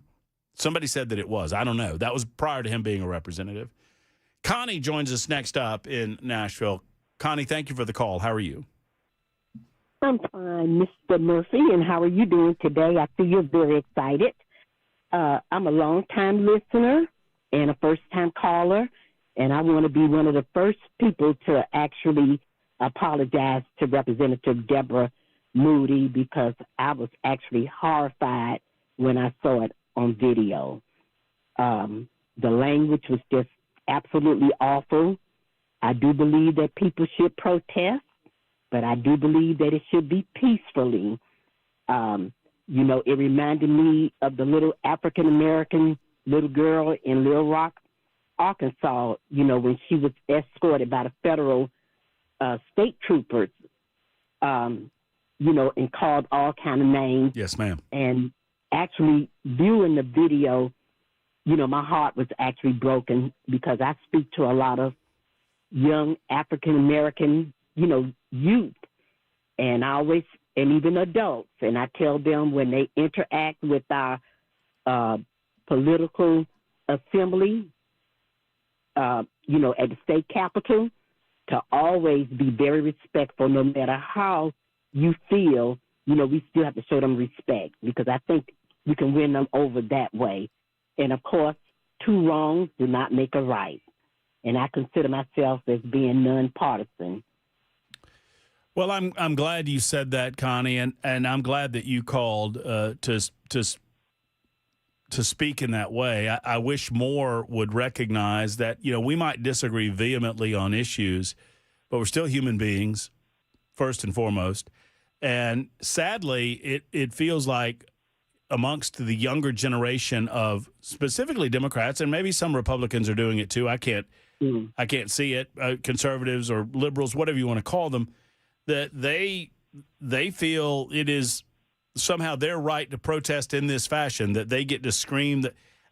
I don't think it does their cause any good service. In fact, I know that it doesn't do their cause any good service to do this sort of thing, because then you have people. I would agree. Go ahead. I'm sorry. I said I would agree. Well, we agree that we are better served by sitting down at a table and attempting to understand, or any forum, and attempting to understand the differences that we have and speaking on those differences. I get as angry as anybody, but I try not to direct my anger toward individual people unless they absolutely deserve it. That I get as angry as anybody if you listen to the show for any length of time, Connie. But I'm trying to be more like Representative Moody. Okay. Yes. Well, thank you so much for your call. And thank you more. And I do want to say one thing, U.S.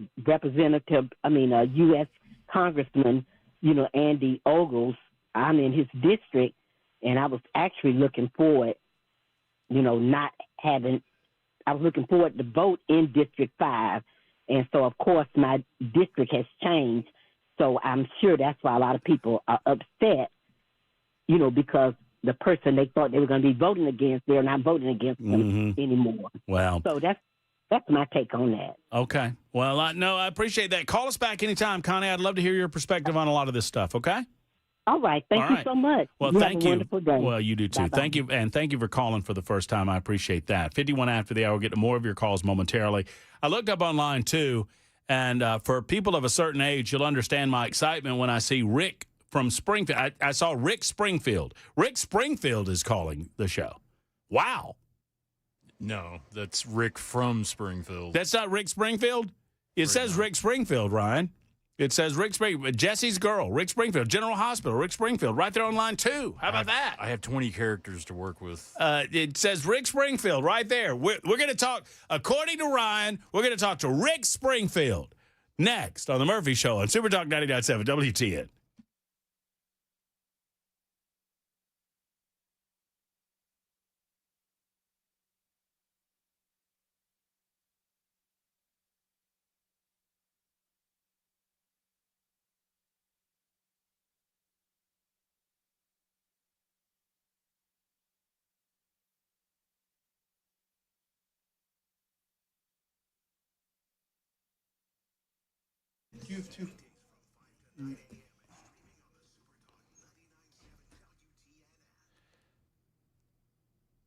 Hello, friends. It's Matt Murphy, and I want to talk to you for a moment about Grace Point Healthcare. Modern medicine delivered the old-fashioned way, right? What is the old-fashioned way?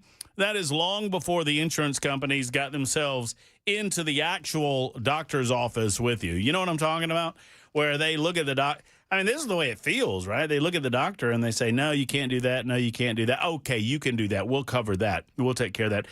Sadly, that's the way that a lot of these companies operate nowadays because they think they have to. Not so at Grace Point Healthcare. They allow you, obviously, to file with your insurance company for reimbursement after the fact, but they're a direct pay format.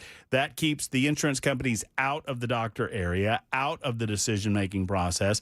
That should be sacrosanct between you and your medical provider. And with the Smart Care plan, you can pay through your HSA, and you don't have to worry about office visits throughout the course of the year. You pay monthly, and you go as many times as you need throughout the course of the year. You don't pay additionally. Plus, you get free basic labs and diagnostics as a result, too. No long wait times in the waiting room. They're your primary provider that treats the entire family from newborns to seniors. Give them a call today and schedule that appointment at 599-6868, 599-6868. Grace Point Healthcare, located in the heart of Franklin. Modern medicine delivered the old-fashioned way.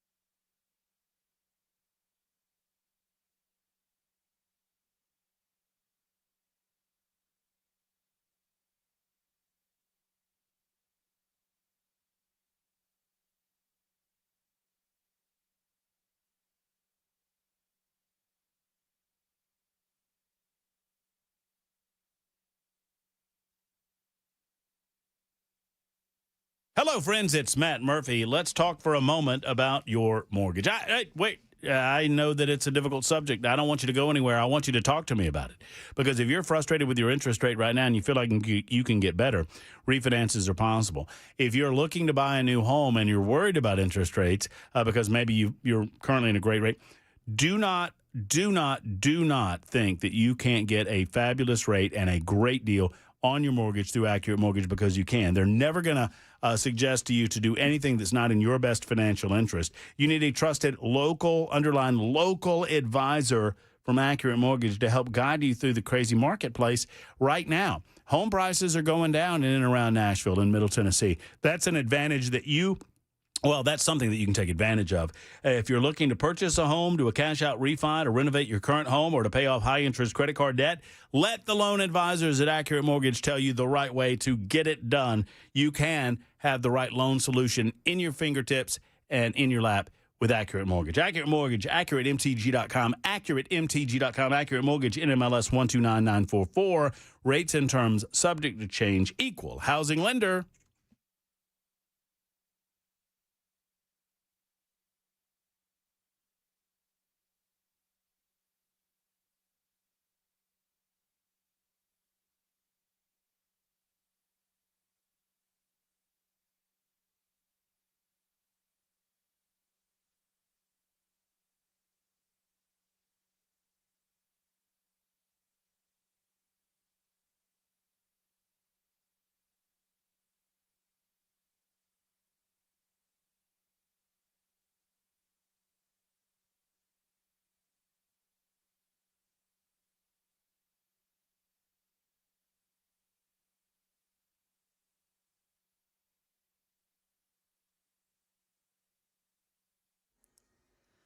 Controversial social media influencer and another person suffering gunshot wounds outside a Tennessee courthouse. This story and more coming up at 5 on Super Talk 99.7 WTN.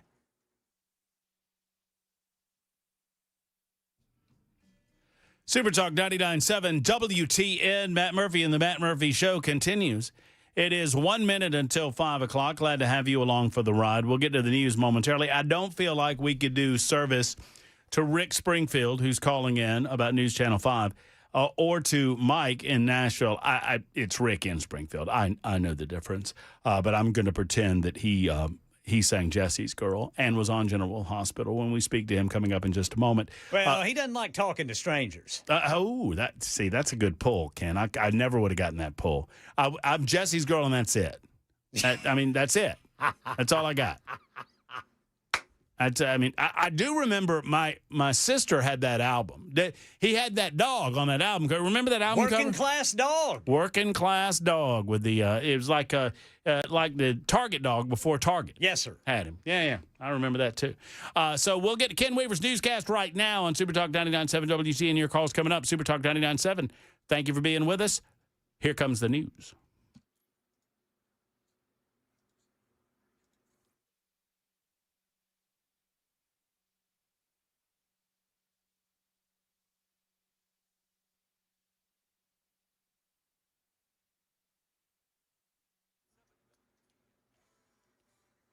5 o'clock on the dot. I'm Ken Weaver with your top stories. Got the full forecast and traffic coming up in 5 minutes. Well, a controversial social media influencer and another person shot outside the Montgomery County Courthouse this afternoon.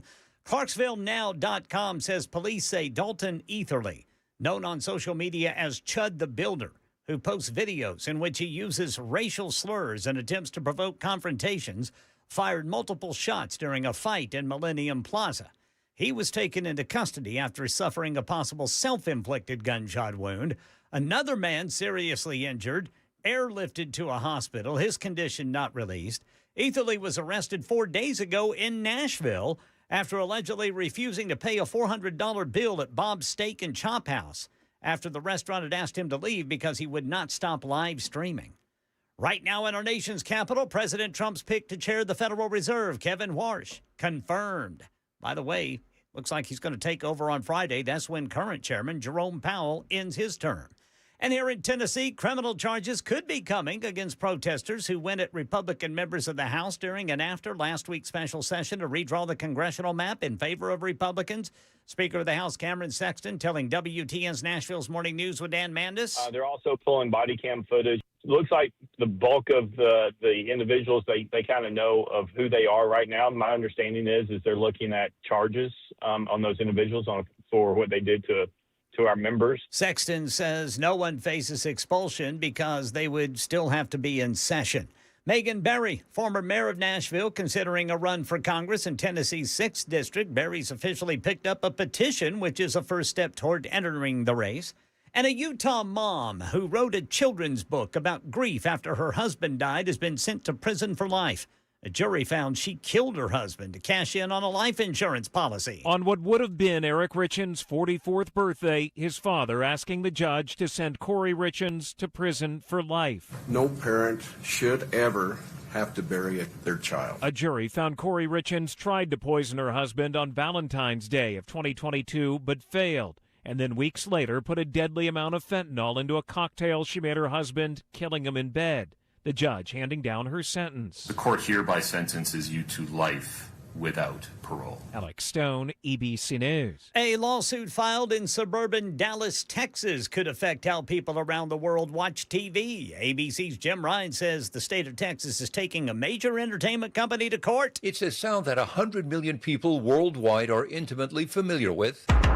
That's the number of active monthly users of Netflix, according to a statement to its shareholders last year. The same presentation boasted about the access to user data that Netflix was granting to, quote, trusted partners. The Texas Attorney General says that data is gathered by spying on Netflix users. The streaming giant says the suit is meritless and that it will defend itself in court. Jim Ryan, ABC News. That's the latest news. Traffic and weather next. I'm Ken Weaver, WTN News.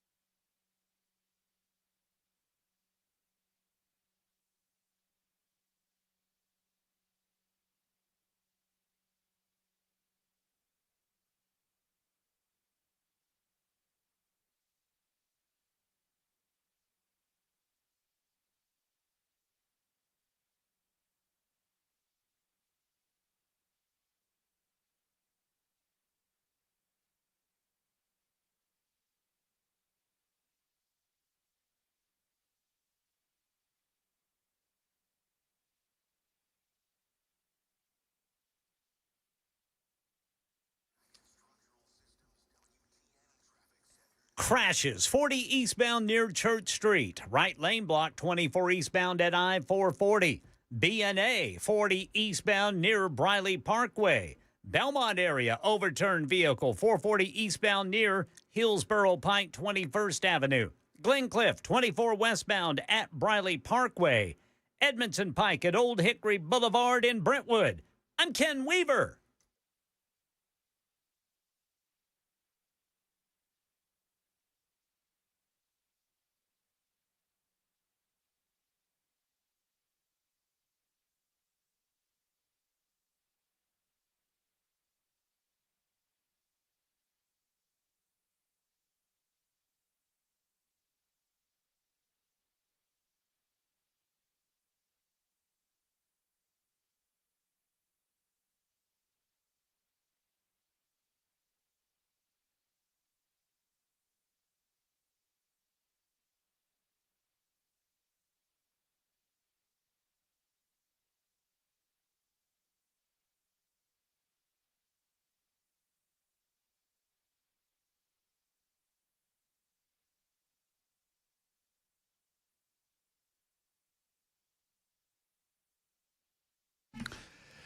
Hello, kids. Matt Murphy and the Matt Murphy Show continues hour number 3. It's always disconcerting when that goes away so quickly. I don't know why that is, but just a nice. How about a nice slow fade? A nice slow. Don't hang your head. Ryan is behind the controls. He's putting up with me, yours truly, and I apologize for all of that. Ken Weaver's behind the glass, making sure that we know about the headlines that we need to know about. He delivers them twice an hour and when it breaks. And look who has decided to show his pretty little face on this Wednesday afternoon. It's none other than Cameron Smith, who just took off that fetching cowboy hat because he couldn't put his headphones on with it. Hello. Yeah, I didn't want to do the headphone beard. It's just, it falls off. It's not just secure. What's the story with the old cowboy hat? I feel like I've asked you this question before today. So I did. You know, I live in Nashville. Yeah. And so for years, I've had the cowboy boots. Yeah. And I realized that I was getting sunburned on my neck when I was working in the yard and stuff. I just figured it out. A cowboy hat, as it turns out, it covers your neck. I just figured it out. What? Look down. Look down. Oh. Yeah. There we go. Getting a little thin in the skin there. Absolutely. I'm getting old man hair too. My hair's thinner. So I was like, but I really noticed it the redneck, right? Like when I'm working in the garden and stuff, I'm like, they're right here. And the cowboy hat, it's fantastic for that. And I found one I really liked. Yeah. I've had cowboy hats, but they were like my grandfather's and like, you know, old school Stetsons. And it's just, I felt a little like a fuddy-duddy, but this is one of the straw ones. And You get that one at the gas station, did you? No. I got that one at Tecovas. They are very proud of it, too. That doesn't look like it. That looks very... I don't know what that is. I don't know what's going on. Well, and what's funny is that for big heads? Yeah, I got a big old noggin. It is 7 3/4 or something. I don't know. It's for big headed folks. But it looks good. If good. If you look right here, you see that little thing? Yeah. Everybody thinks I have a stink bug on the side of my cowboy That's a little hat. emblem, right? That's it holds the band on there. Yeah, he's got a bucking bronco. It's a little pin that goes right there. But people think, do you have a bug on your hat? And I'm like, nope, it's a cowboy on a bronco. Well, I hope folks are looking on YouTube TV and Facebook and the Twitter and the Twitch on Talk Television so they can see the good look. That looks good. That's a good look. That's a fine looking hat. Well, I'm glad that you're here. I'm glad you got your hat. I'm glad that everything's A-okay. What's going on in your world? Anything good? You know, we're getting excited. I've got boys now all over the place heading into next year. I've got 2 at Nolensville High School. I've got 1 at Centennial, and then 2 will be Lipscomb Academy Mustangs. One which will be in high school, 1 in middle school. So I'm wearing my Mustang shirt today. That's a good looking shirt too. Yeah, it's got a horse, and it's a purple. It's a purple horse. Yeah. Now they have some that have what I call the angry horse. Yeah, and it's like. Don't want to mess with the it's like stang when he's angry. Stang, and I like it, but I've been around a lot of horses, and very few of them are very angry-looking horses. They That's fair. Have horse face. We lost Rick Springfield. I was coming right to you, Rick Springfield, and Rick Springfield got off the line. So I hate that. Maybe you can call us back, Rick Springfield, and we'll talk to you immediately once you make that call. 10 minutes after 5 o'clock. Wayne is in Ashland City, wants to talk about, well, I don't know. Wayne, it says 3 people. Hello, Wayne. Yeah, I'm here. How's it going?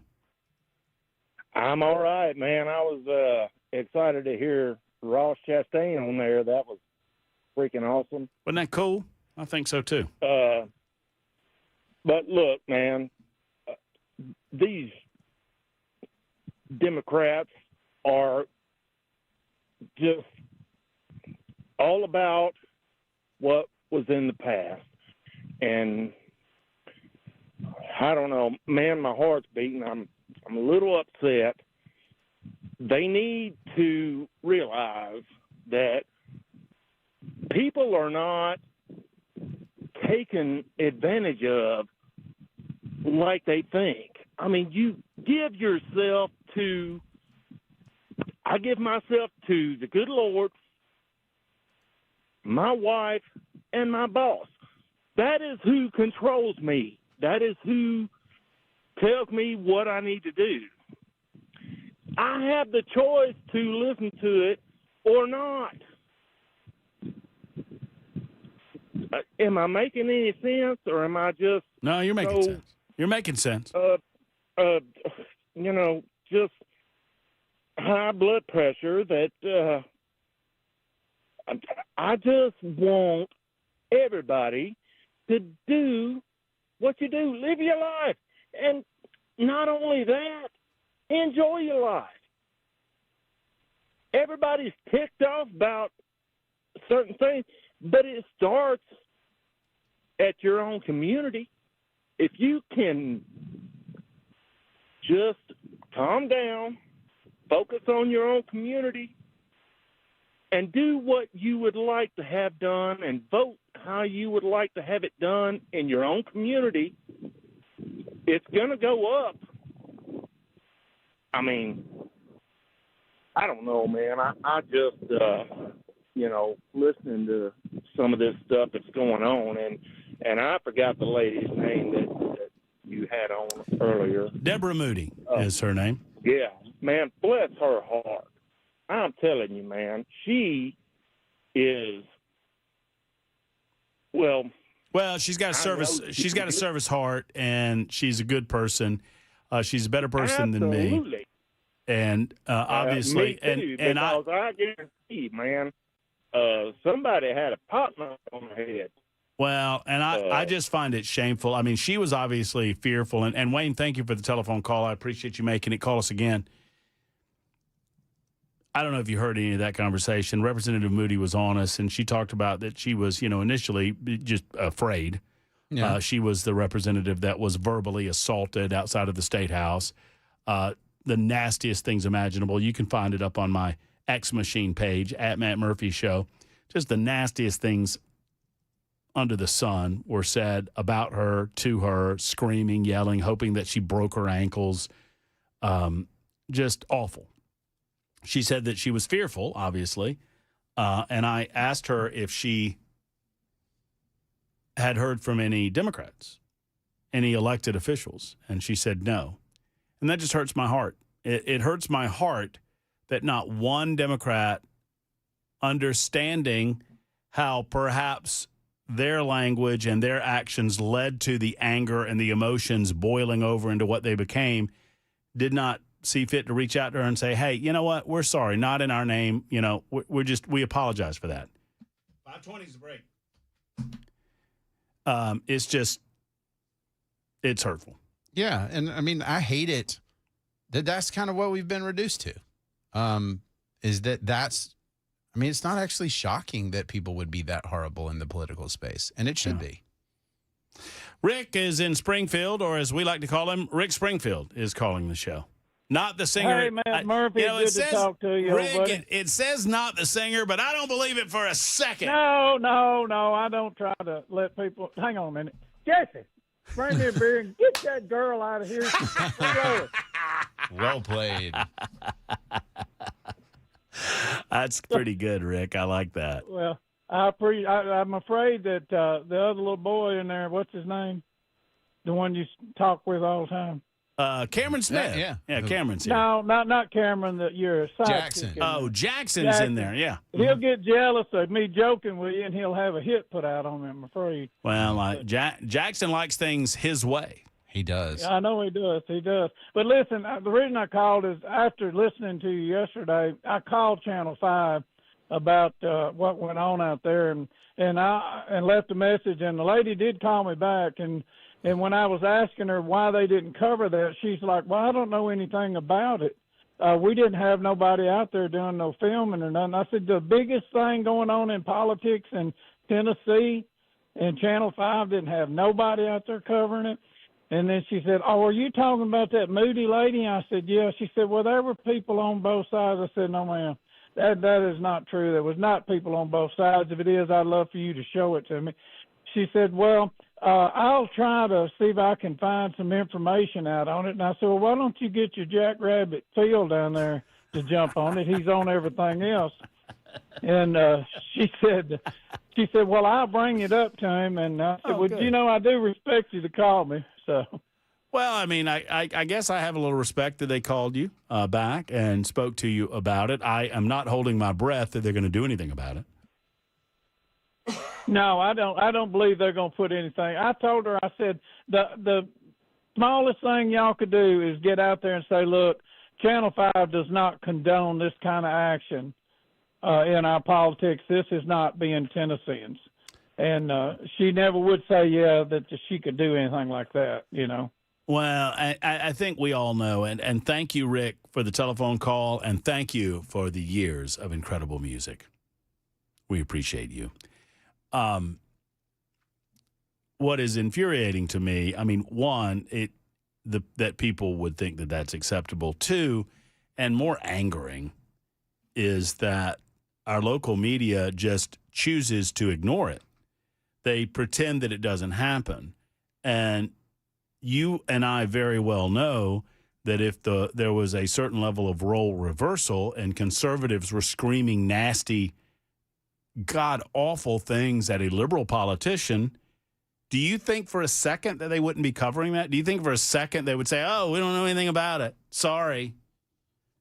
Yeah, but I mean, at this point, it's so biased. It's just, we know what's going to happen, right? Conservative talk radio, and not even conservative outlets, conservative talk radio is going to point this stuff out. And then when it's the other side, they're going to point out when Republicans misbehave. I believe in my heart that we are different in that when ours do something wrong, I say it. Yeah. Or at very least, we have a conversation about it. Yeah, and I mean, you're singing from my hymnal because, look, sometimes I take it on the chin because I say things when I'm a conservative and some of the MAGA stuff gets a little foul from conservative principles, people get upset. But I think we got to be consistent all the way around. But I think a lot of the legacy media has just kind of given up the ghost on that and said, we've decided we're going to be this way. I'll say, I'm blessed at the Tennessean to have folks that let me talk, that don't censor me, that don't tell me you can't do that here at this radio station. I mean, I've been fortunate, but I mean, there's a lot of outlets. If you can't find a single conservative there, they might have a bias. Yeah. There might be a little problem. Right. There's no ballast. Right. And I mean, even if you're leaning left, if you have some conservative voices in your organization, at very least, there'll be a certain level of ballast that goes on.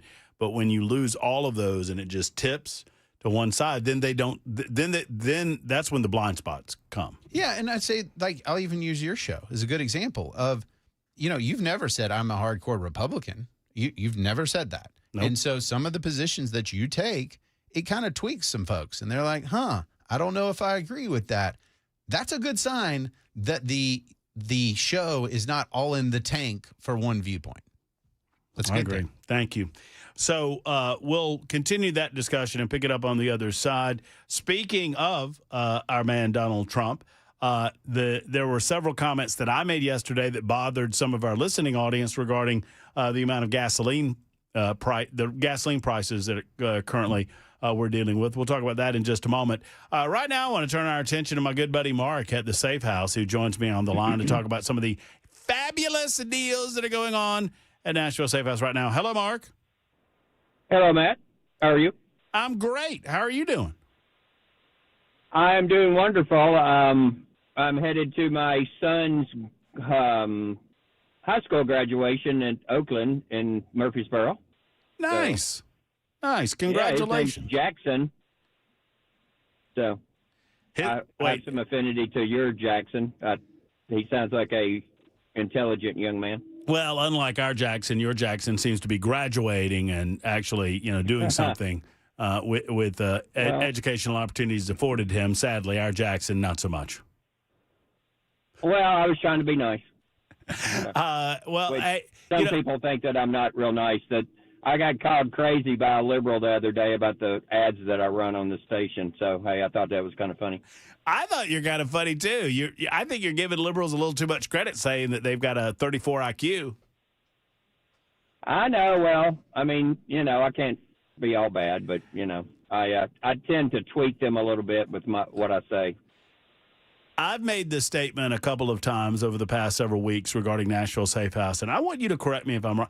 I believe that if you took every competitor that you have, so-called competitor that you have, and added up every single safe that they have from every single one of them, I don't think they would compete with the number of safes that you have. I just don't. Well, I probably have twice as many as everybody else combined, and we got 500 or 600 in stock. So a lot of safes, good brands that no one else carries in the area: Fort Knox, Browning, a few others. So you need a safe. I've been asked this question, and I think it's a good opportunity for me to ask you the question. Why is it so important that you have the number of safes in stock that you have? Is it a matter of a timeliness that you want to make sure that you've got the right size, the right shape, the right fire rating, the right brand that the people want? Well, you took the words out of my mouth, but a lot of times a safe, you need to come and see it, open the door, and see how big a safe you need. I actually sold some safes today, and the folks said that it helped them, looking at the actual safe instead of looking online, and being able to tell what size safe they need. So all of the things that you said, plus being able to touch it, open the doors, look at the size of it, really helps determine which safe you need. Well, I've seen it with my own eyes, and people need to see it with their own eyes. Go down to the Nashville Safe House, 4th Avenue South in Nashville. See the incredible selection on the showroom floor. And when you look through the incredible selection, know that you're, seeing about half or a third of the total number of safes that you truly have, Mark? I'd say more like a quarter of what we have in stock. Wow. And we've got 3 locations and, a lot of safes, a lot of selection. Biometrics. And is DJT still in your lobby, Donald J. Trump? Of course. Yeah. Of course, along with the Matt Murphy Safe Special. Come see that. So, and that kind of changes weekly because we kind of mix it up at the Safe House, I like it. I like that a lot. Go see the Murph Special. Go see Jill and the rest of the crew that actually get the job done. I don't know what Mark does day to day, but, they're down there getting it done.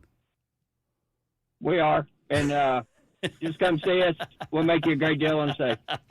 Mark, thank you, brother. I appreciate you. There's Mark from the Safe House. Go by and see him. I love picking on Mark. Go by and see him on 4th Avenue South in Nashville, NashvilleSafeHouse.com, NashvilleSafeHouse.com.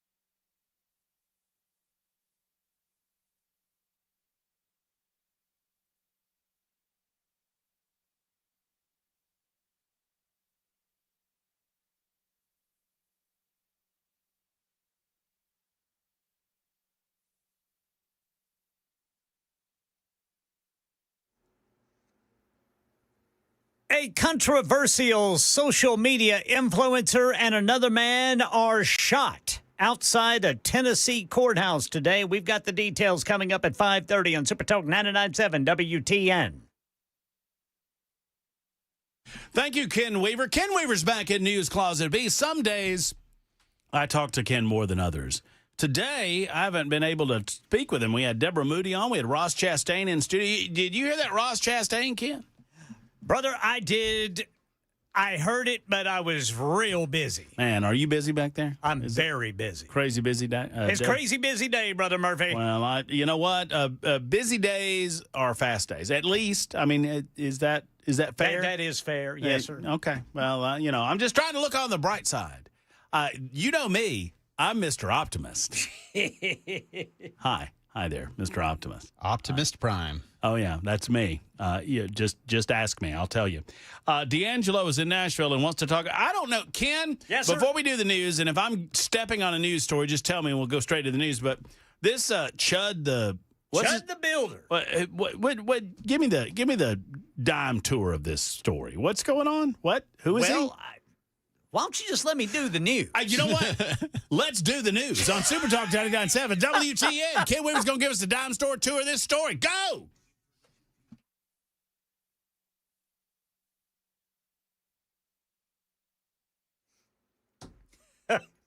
$5:30 on the dot. I'm Ken Weaver with your top stories. Got the full forecast and traffic coming up in 5 minutes. Clarksville police say the man involved in a shooting outside the Montgomery County Courthouse today is Dalton Etherly, known on social media as Chud the Builder, for posting videos using racial slurs to provoke confrontations. Investigators say the incident began with a fight in nearby Millennium Plaza just after 1 o'clock. Authorities say Etherly fired multiple shots and may have accidentally shot himself in the arm. He is in custody while the other man was seriously injured and flown from the scene. Etherly, by the way, was arrested in Nashville just 4 days ago after police say he refused to pay a nearly $400 tab at Bob's Steak and Chop House downtown after the restaurant asked him to stop live streaming, and he refused. A Utah woman who wrote a children's book about grief after her husband died has been sent to prison for life. A jury found she killed her husband to cash in on a life insurance policy. Life without parole. The judge sentencing Corey Richens to prison for the rest of her life. Richens was convicted of killing her husband by making him a poisoned cocktail to cash in on a life insurance policy and to start a new life. In court, Corey Richens had a message for their 3 boys who are now 13, 11, and 9 years old. I'm not perfect.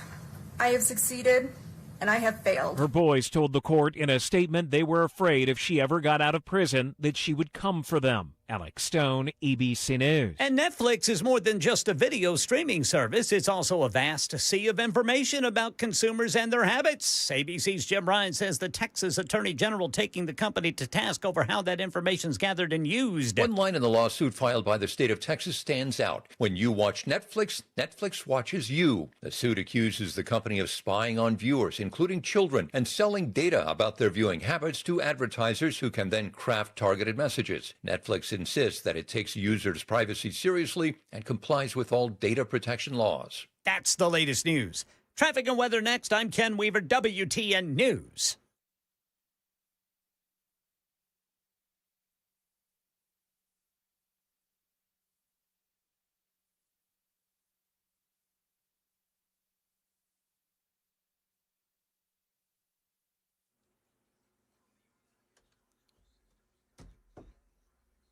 Looks like a parking lot, both directions 40 between downtown and the eastern split. Eastbound 440 over to 24 and then eastbound 24 from 440. Got some crashes in the way. 40 eastbound near Church Street, 24 eastbound at I-440, 40 eastbound at Briley Parkway East, Edmondson Pike at Old Hickory Boulevard in Brentwood. Belmont area, still got an overturned vehicle, 440 eastbound near Hillsborough Pike, 21st Avenue.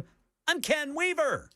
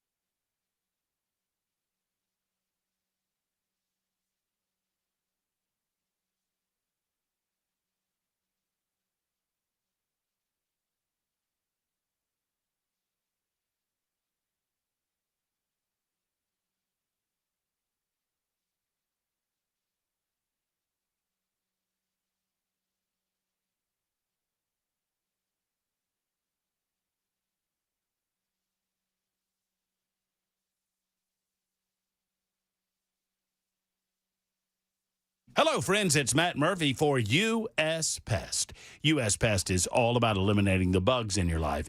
What bugs you? Well, I can't promise you that they can eliminate. I mean, if you don't like your neighbors, that's on you. That is up to you. But if you don't like spiders, if you don't like roaches, ladybugs, silverfish, ants, fleas, ticks, they can handle all of that. Common Tennessee Pests, they got you covered. Don't you worry about it. 100% money-back guarantee on full-service pest control. Plus, termites endanger every home in the state of Tennessee in a variety of different ways. They have preventative and corrective services available at U.S. Pest with a 100% money-back guarantee there, too. Plus, crawl space service is available with moisture barrier solutions. Friends, if you have bug problems, you need U.S. Pest in your life. If you don't have bug problems, but you're worried that you might have them down the road, you need U.S. Pest in your life. If you're not happy with your current pest control company, call J.K. and Erica Brister and the rest of the team at the one and only U.S. Pest. USPest.com, that's USPest.com, or 590-1260, 590-1260 for our friends at U.S. Pest.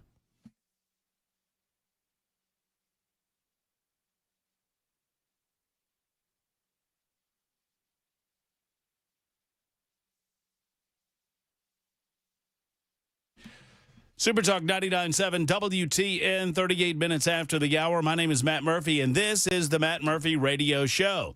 We got nincompoops on the way in mere moments. Speaking of nincompoops, I think I've got it now. I think I figured it out. So Ken Weaver's been reporting on this story. This online fella has made a name for himself for saying insanely offensive things and just freaking people out. And so he was at a restaurant, and he was saying, I don't know what he was doing, but he was streaming himself at the restaurant. And I'm guessing that people that get all offended by what he has to say on his social media platforms, they follow him religiously on his social media platforms in order to, I don't know, get mad at him. And so they, as far as I can figure out, based on Ken Weaver's reporting and based on some of the sleuthing that I did during the timeout, this fella whom I don't know, and I'm not going to invest my energy in people that don't matter. And it feels to me like this Chud the Builder fella doesn't matter. So why would I invest my interest or energy in him? Now, I'm not saying that it shouldn't be reported. Obviously, it's a big news story. I'm not talking about Ken Weaver reporting on it. I'm just talking about people reacting to him. So apparently what happened, he's at a place of business and he's streaming himself, and they got telephone calls saying, hey, you've got this racist that's in your place of business, streaming in your place of business. And they're like, hey, you need to stop streaming. And he didn't want to stop streaming. And then he got booted out of the place. And he says they say he didn't pay. He says they never gave me a chance to pay. And now he has shot himself in the arm, apparently.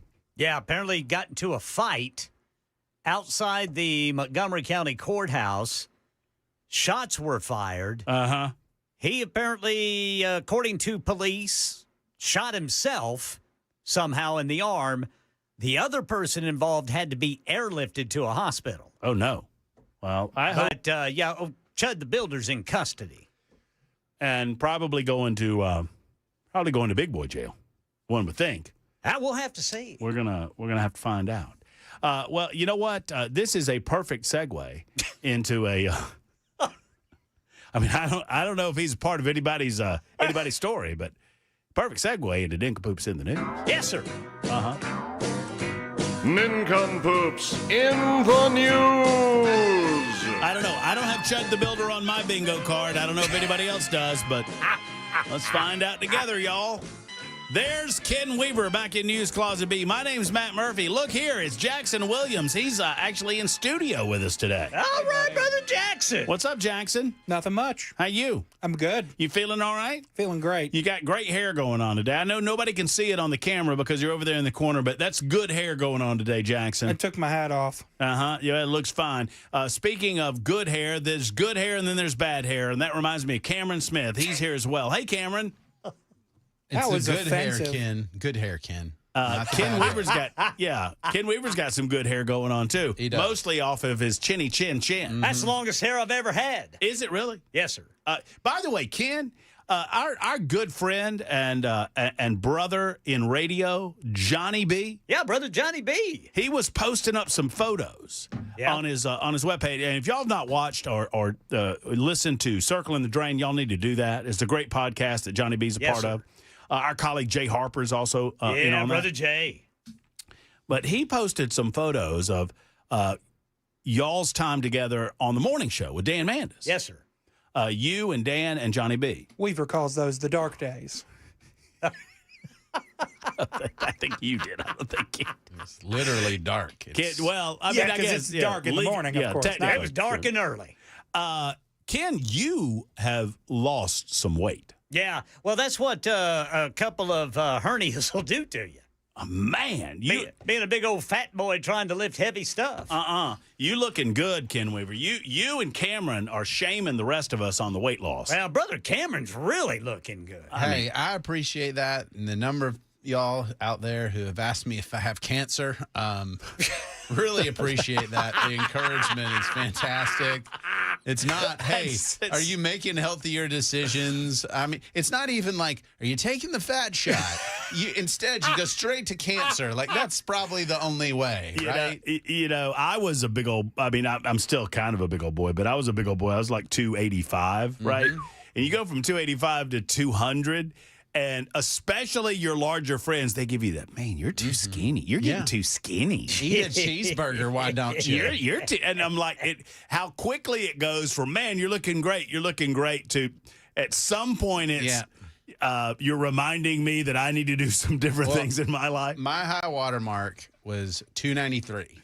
And no way. Yes. And look, I was built like a gorilla. So like literally a hairless lowland mountain gorilla is what my body type was, because I was pretty strong, but I was beefy. And now you're a skinny, hairless lowland mountain gorilla. I still look like a gorilla, just a starving one. But no, the big shift, and I weighed in at 206 this morning. And so losing that amount of weight, people assume like, he's on the drugs. It's the drugs. It's the cancer. Yeah. And the ones that, and it's been about 5 people that have been like, dude, are you all right? Are you okay? And when they assume cancer, it's just kind of like, really?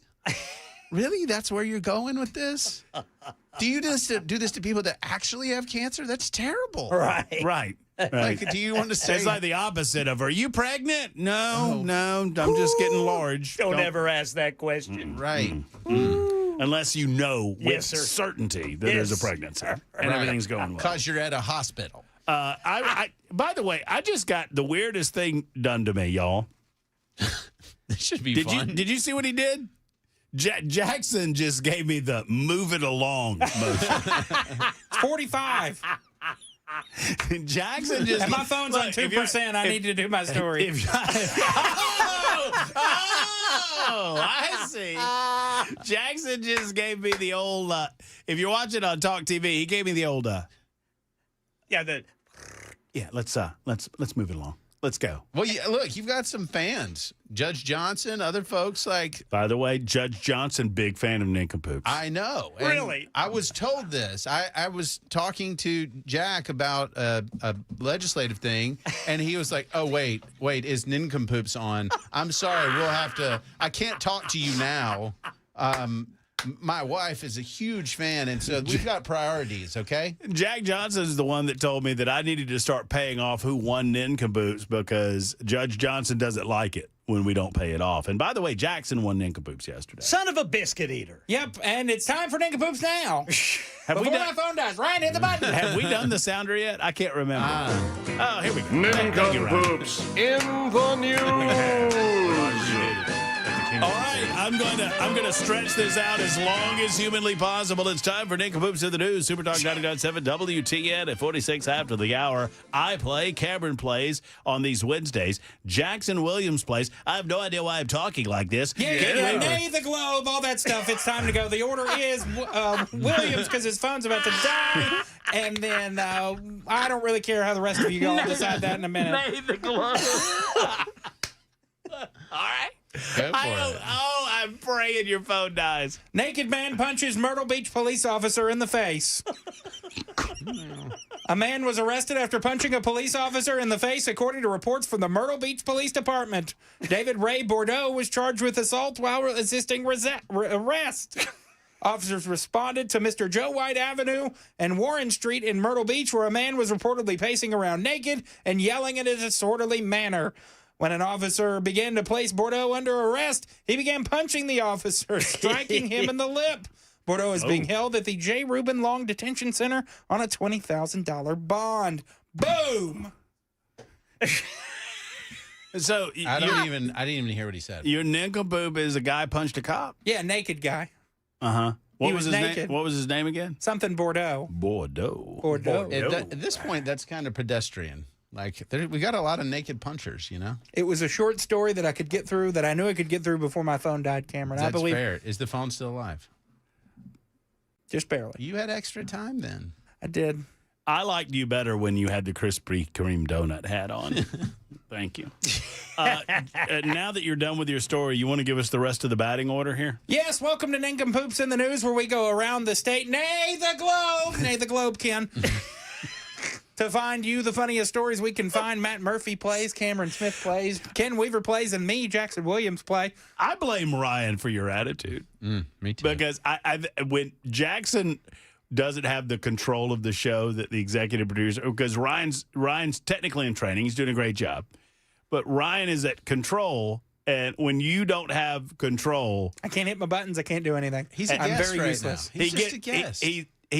And it stresses him. It does. He's in his little corner. He can't move. He's just hanging there. I am going to have to move after this segment, though. Well, choices. The order will be... You going back to doing what you were doing earlier? What you were telling us about? Weaver, Murphy, Smith. Okay. All right. So it's my turn? Ken, Go ahead, Ken. It's your turn, Nate the Globe. All right, here we go. This here's out of Adair County, Kentucky. Kentucky woman arrested for allegedly giving a toddler a tattoo. Ooh. A Wayne County woman's been arrested for allegedly tattooing a toddler. No. According to court documents, law enforcement in Adair County were called to a child abuse complaint at a residence in Columbia on Monday. Upon making contact with 27-year-old Brooke McDaniel, police asked if she had given the 22-month-old a tattoo on the little boy or little girl's arm. McDaniel confirmed she had done so while tattooing her leg when the child walked up and stuck their arm up in the way of her tattoo gun. Police reported that the child had a black tattoo dot on its right forearm with redness around the area. Several witnesses at the scene confirmed that McDaniel did indeed give the child a tattoo and that the child requested it. I mean, you always do what a 22-month-old asks, especially when it comes to tattoos. Just a little one.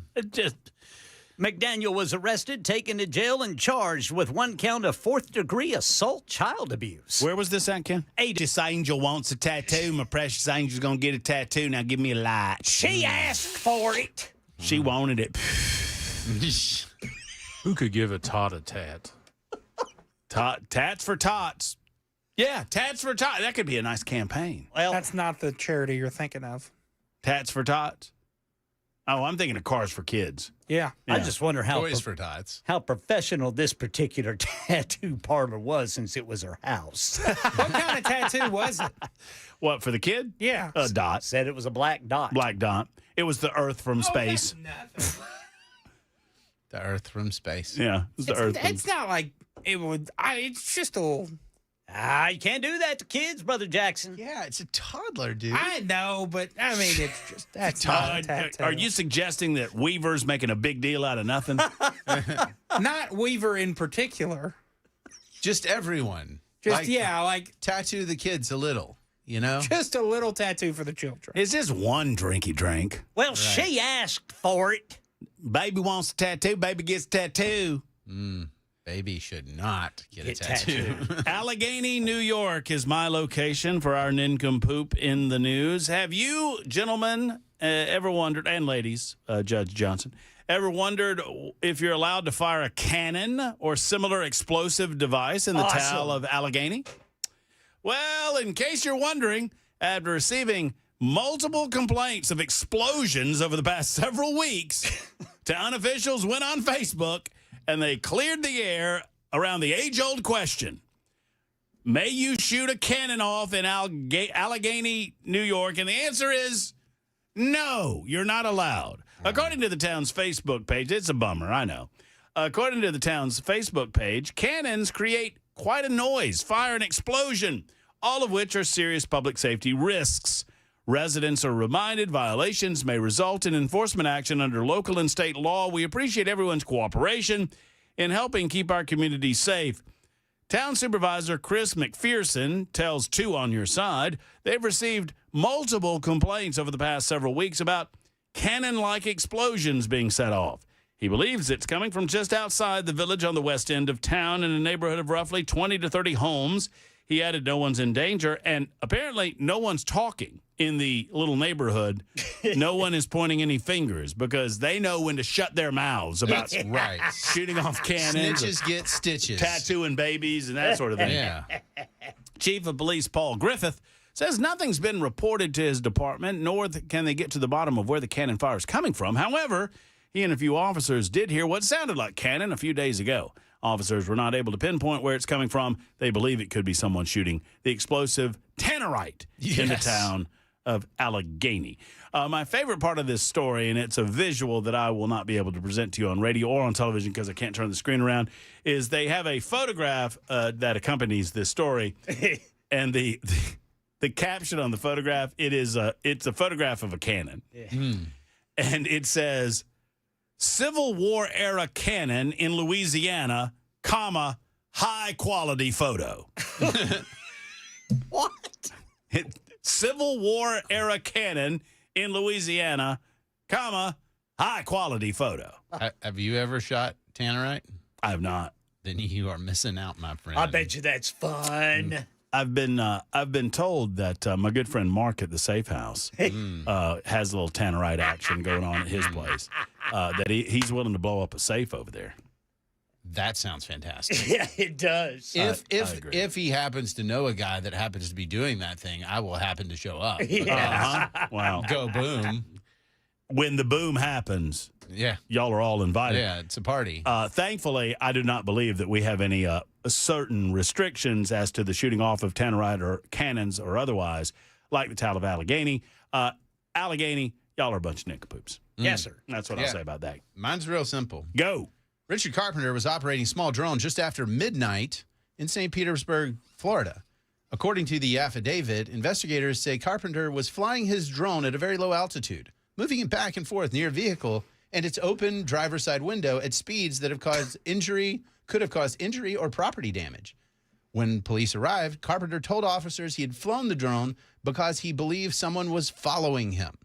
Officers reported signs of impairment, including slurred speech, glassy eyes, and the smell of alcohol. Police say Carpenter also admitted to drinking alcohol before operating the drone. He flew the small unmanned aerial system repeatedly past the driver's side window of a man's vehicle, according to police. Officers note that the drone's blades spin at a high rate of speed and could cause significant injury to strike the victim. And he was subsequently arrested for droning under the influence. No joke. Seriously? Yes. He was operating the drone, and because he was intoxicated... Interesting. Yes. That is pretty cool. He was charged with operating an aircraft while intoxicating in a careless or reckless manner. Released from county jail after posting bonds totaling $150,500 on felony and misdemeanor charges. Wow. Because the FAA classifies drones, even small ones, as aircraft. Nice. Big G government. Yes. Yeah, well, that dude's a nincompoop. That's for sure. So, that's how we play nincompoops in the news. Super Talk 99.7 WTN. 1-877-TATS for tots. 1-877-TATS for tots. She asked for it. Tats for tots. Oh, good grief. Donate your tat today. Boom, boom. Come here, baby girl.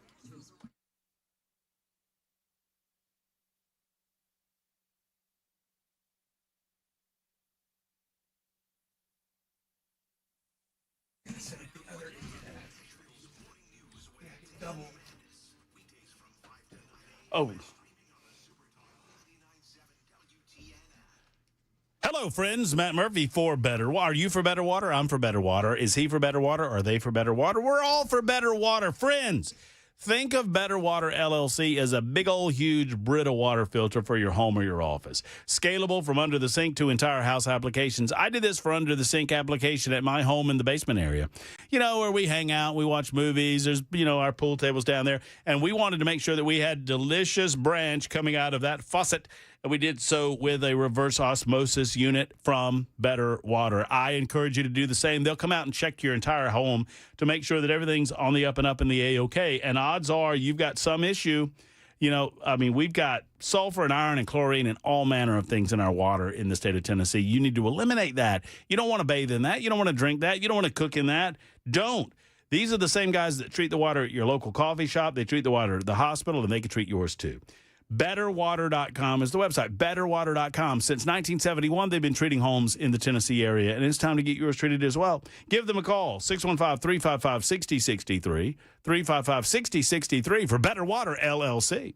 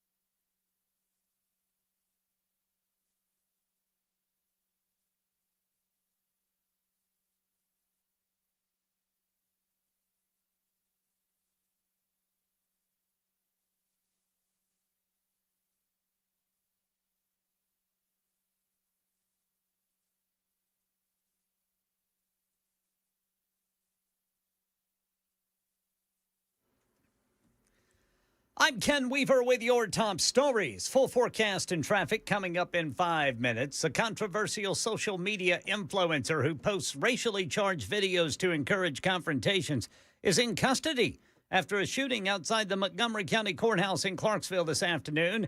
District Attorney Robert Nash tells ClarksvilleNow.com Dalton Etherly, known on social media as Chud the Builder, fired several shots during a confrontation that started in Millennium Plaza.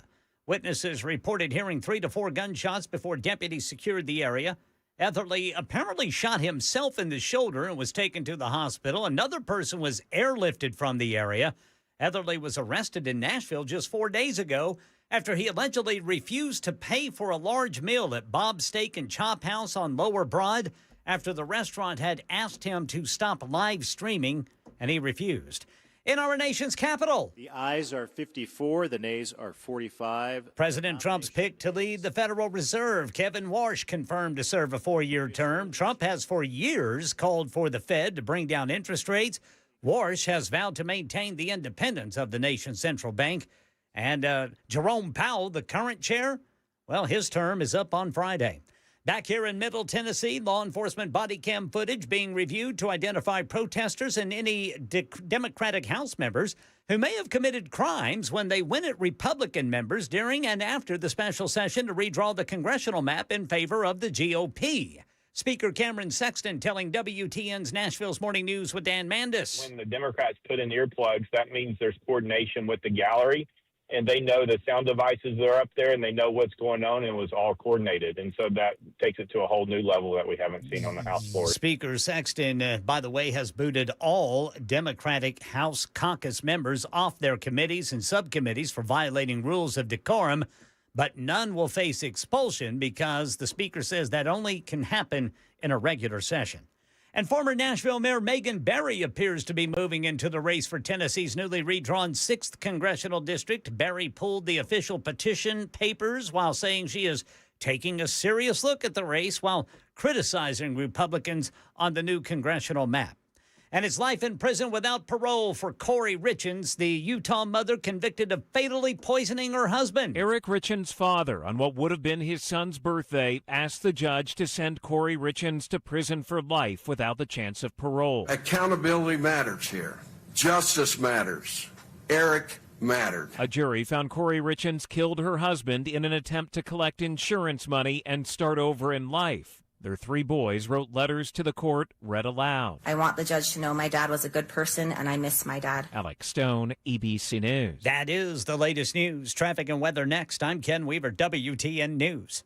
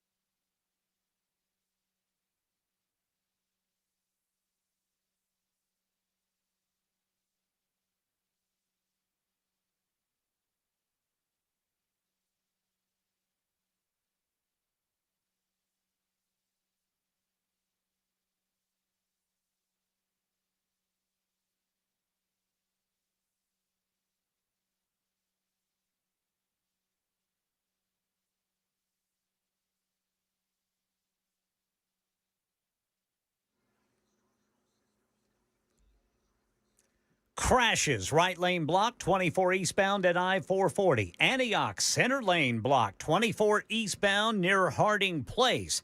24 downtown going westbound at the 65 split. And then Dickerson Pike at Ewing Drive, Broadmoor Drive in East Nashville. 40 eastbound near Briley Parkway over by the airport. Capitol View, a crash, 40 eastbound near Church Street. And then accident right lane block 24 westbound at Murfreesboro Pike. I'm Ken Weaver.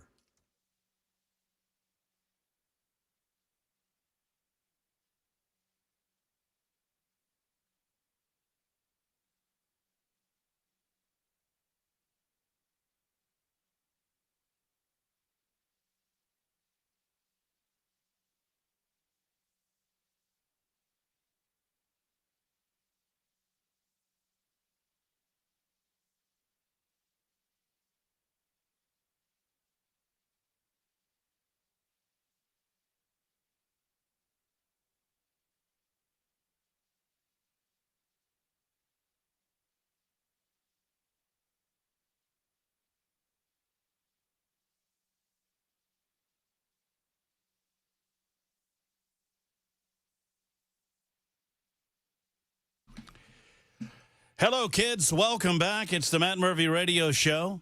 Final hour of this Wednesday, May 13th edition. Happy to have you with us. Larry's coming up in Clarksville. Cameron Smith is here in studio. My name is Matt Murphy.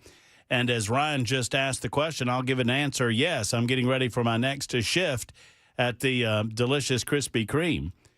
For some reason, someone left a Krispy Kreme hat in here, and I decided to put it on. You know, when I worked back in the day at the old WH, you know what that is, Ryan? The old WH? Can't say it. Waffle House? Waffle House, that's right. Put Waffle, myself waffle. through, I can't hear very well when I'm doing this. I know, the beard mic is just, it doesn't work. The beard phones don't really work that well.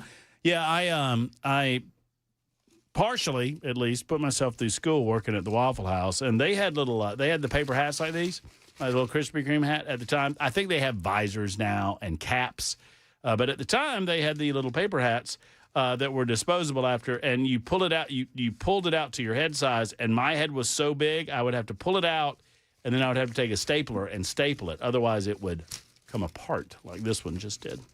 That's a fun little story that you can tell the kids at home, friends. By the way, voting continues on the Super Talk text line, 615-737-9986. In this order, the current voting is Cameron and Ken are neck and neck. Matt Murphy bringing up the rear along with young Jackson Williams. Jay Willie and I will not be winners today. It will be between Cameron and Ken Weaver. Late votes coming in right now. Speaking of voting, a lot of people joining in on the District 9, District 5, District 6, District 4 contests as we have reopened qualifications. Yep. And I think that closes at some point this week, if I'm not mistaken. But did you see where Megan Barry is? I did. Thrown her hat back in the proverbial graveyard? Yeah, let's not do this redistricting and then lose. That would be bad. Right. Lose as individual candidates or lose like in the courts? Well, most notably, like lose Republican seats when we should have a swept map. Yes. Because we weren't really thinking it through. So here's what, and my concern, and you and I have talked about this a little on our podcast, All the Best Words, like, follow, subscribe, give us a thumbs up. Thank you. My concern all along was not that they're doing it. I don't mind them doing it. It's their opportunity to pick up another seat. My concern is if you get a wave-style election, you're taking safe Republican districts and turning them into potentially unsafe Republican districts, and you might not even win 9. Right. So not only are you not picking up 9, you're making 5 and 6 and 4 potentially vulnerable to attack. Yeah, well, if Democrats show up and actually turn out. Now, part of the problem for Democrats is, I mean, just to be blunt, I don't think they have very many good candidates on their side. Nope. And so they can't seem to abide the idea of bringing back the blue dog because that's what you need in Tennessee to win. And you really, really have to embrace that. They got to be pro-gun, pro-life, things that the national Democrats would be like, no. And the reason is because and I'm going to say this, it's going to freak people out, but Blue Dog and MAGA aren't that far apart. They're not. Like, it is a big spending, socially conservative vote. That's what Blue Dog is. The Democrats of today, and I would play this clip, but I've not bleeped it. And typically, if you're dealing with Democrats nowadays, especially Democrats on social media platforms, you better be ready to bleep them. And look, this is coming from a guy. I'm self-admitted. I have a potty mouth. Mm-hmm. Facts. I dabble in the curse. And I got nothing on these people. But I don't know if you know the name Jennifer Welsh. She is an online, she's just a mean-looking, just your classic liberal middle-aged female. If you see her, you will agree with me. You can say Karen. She's a Karen. But her name is Jennifer Welsh, and she has some sort of podcast where she's always on there with some other lady, and the other lady never talks.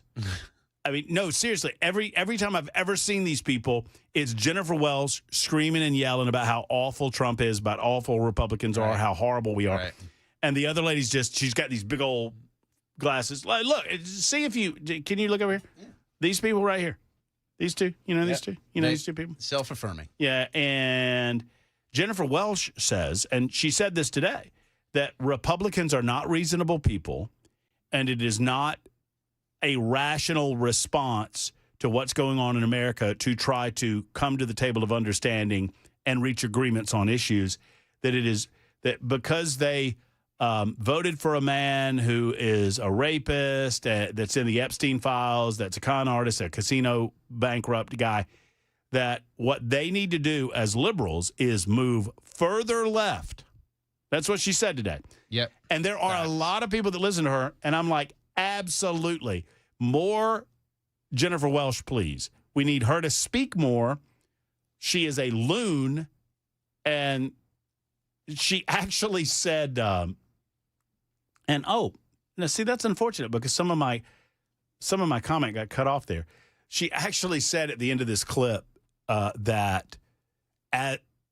she said this without a note of irony, Cameron. She said, as an atheist, it's what Jesus would want us to do. She's the atheist or Jesus? She's the atheist. Okay. And she's like, as an atheist, I know that this is what Jesus would want us to do. So because that's what faith-based people, that's what Christ followers want, is an atheist telling them what Jesus. Tell me more. I'm like, this seems dicey coming from you. It's really undermining your credibility, you know? But, so instead of recognizing that maybe portions of their political party have gone a little bit off the reservation, which I don't think I can say anymore. Apparently, I can't. If you can't say cotton picking, you can't say off the reservation, right? No, that's out of bounds. All of those are off. Did you hear that? You have to say off the planet or something. Askew. Askew. Hakeem Jeffries got really mad, or somebody got really mad because somebody referred to Hakeem that he needed to keep his cotton picking hands out of Virginia. No, what they got mad is there was a member of Congress who just agreed with a person that said that thing. I'm like, guys, how far are we going to take this? I have used the phrase cotton picking all of my life. Yeah. Growing up in the South. Because you grew up in the South. He's lost his cotton picking mind, cotton picking hands. That guy's cotton picking, ninny muggins, whatever. And apparently. Can we bleep ninny muggins? I don't know what that means, but it sounds like it might be offensive. It's pretty bad. Yeah, well, look, it's all about intent, and that's part of the problem, right? Is I understand that there are probably people that use some of those phrases that mean them in racist, harmful ways, and that's not okay. There are also people that grew up with those phrases as kids that had no idea they had sort of a racist root or something like that, and that's how they use them. It's just, you've gone crazy is what they mean. They don't mean... and there's something associated with race about that. And so it's how we use language, and the hypersensitive will say never. And then most people will be like, okay, what are we doing? But this sort of thing reminds me, I heard a story a few years ago about some liberal entertainment figure that checked into and I will forget the details. Somebody on the text line can fill it in. where they checked into a real fancy hotel, and they use cotton, like cotton stalks with the cotton balls still on them, as like decoration. My wife had some of these at one point. Yeah, and and you put it into a vase, and you make an arrangement out of it. And this entertainer, African-American entertainer, gets very, very angry because they checked into a hotel, and that was one of the arrangements in the suite, and there was cotton there. It's like, oh, right. It's like, how awful must it be for you to live your life that ready to be offended about things? Yeah, and I mean, my great-grandmother painted cotton bowls on china, as she was a great artist, right? And so that's a good example. That was her contact. She was in Blytheville, Arkansas. There's cotton everywhere. And so that for her, it had no racial component to it. She just liked painting cotton. And I think when you're looking to be offended, you're going to be offended. And I've seen this lately, this sort of liberal fever pitch. Actually, somebody I think was on your show a while back was talking about the TVA. A guy wrote a book on the TVA, is a more liberal-leaning fellow on a lot of issues. Yeah. And the idea that I would even argue that, hey, this gerrymandering or as I call it, drawing of districts that the General Assembly did actually makes these districts less polarized and more compelling from a competitive standpoint across the state, as opposed to one where it's not competitive for Republicans and the rest not competitive for Democrats. And your argument has been, and I agree with what you're saying, is that if you take a plus 25 Republican district, those that are running in the Republican primary are prone to become more outlandish and to go kind of wild in their positions on issues. And some might like that. Some might appreciate it, and they'll vote for them. It encourages moving away from the political center, as opposed to a plus Republican 8 district, which encourages people to try to pick up some of those moderates in the middle, as opposed to veering out to the hinterland on the far right or the far left, on either side of the political spectrum. Let's be blunt. That's why Andy Ogles can't raise any money. And so, he was my congressman. He's not now. I can take the shot, but you say inflammatory things because you're acting like it's an R plus a million. You need to be a reasonable leader. And when you don't do that, that's what you get. When you make the districts more competitive, you can have folks that are reasonable conservatives. A Republican's still going to win. It's just not going to be a bomb thrower. And by the way, speaking of Ogles and others, I am over trying to chase these Congress people down. It's not insulting to me. It's insulting to you. This is the most listened to conservative-based talk radio station in the state of Tennessee and potentially in the Southeast. I don't identify as a conservative, but we are a conservative radio station with plenty of conservative listening audience. And the idea that I have to chase these people down, and what they do, they become non-present when an issue is sticky. Right. When they want to promote themselves. And I'm not, I think Andy's on with Dan in the morning, and I know why. But one, because Dan is tenacious. Number two, because Andy wants to promote the idea that he was, he was thrown under the bus by the Biden FBI, and they tried to drag him through the mud and all that sort of thing. I contacted Andy on 4 consecutive days trying to get him to come on to talk about redistricting in the state of Tennessee. It was a subject he didn't want to talk about to the people of the 5th Congressional District, and so he just was absent, right? Right. I asked Scott Desjardins of the 4th District on 3 separate occasions to come on the show, and he basically said no, that I don't want to talk about this. Well, fine. And I told Scott this at the time, and I'll say it to Andy too. Y'all call me when y'all want to speak to your constituencies, when you want to en masse talk to the voters that elected your asses, y'all call me. I'm done with trying to chase y'all down. But that's what, the political class right now just wants to, they feel like I only have to talk when I control the message entirely. That's the reason social media and those posts. And what listeners need to realize is that's so they can control what they're telling you. When they have to go toe-to-toe with somebody asking them tough questions and maybe not looking like they have the answer, or they constantly pivot, or they filibuster. We know folks that they just want to filibuster. They cannot breathe, and they know how to fill the space. Congratulations. That works. But if you are hiding and you are not going and sort of enduring the test, you shouldn't be an elected official. And I'll say it even beyond that. If you're afraid to go on conservative talk radio to talk to somebody who is a principled libertarian conservative type, that's friendly environment. Right. You're definitely not going to go into a liberal zone. And I think if you are a good leader, you should go into the places where you know you're going to be attacked and stand and deliver because you're a leader. It was Serena Williams that got all butthurt over the cotton in a fancy hotel or wherever she was. Thank you to the listening audience, smartest listening audience on planet Earth. Number two, I'm not necessarily calling Ogles out just to call him out. He's just an example of what we have to go through to try to present the public servant to you. And that's what's frustrating to me. It has nothing to do with me. It has everything to do with you. And speaking to you, their bosses, which are you in mass. And if they don't want to do that, I'm tired of begging them to speak to their bosses.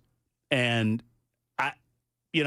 so if they want to come on, they're welcome to come on. They just have to contact me to come on. That's kind of where I'm at on it. It's 23 after the hour on Super Talk 99.7 WTN.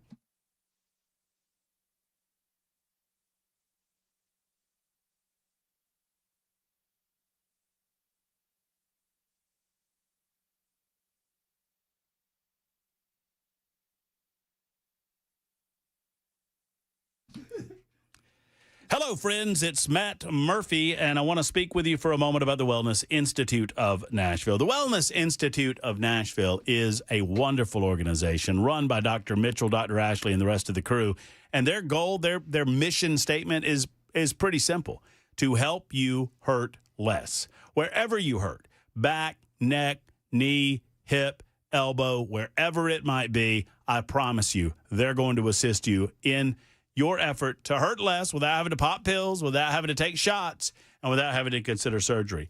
And it's become easier than ever because of the hard work of Dr. Mitchell. He has developed the incredible Medical Bay 1, which is a futuristic type system that helps you heal better by massaging your body with full body laser, red light therapy, stem cell stimulation for tissue regeneration. It's futuristic, you betcha it is, and it works.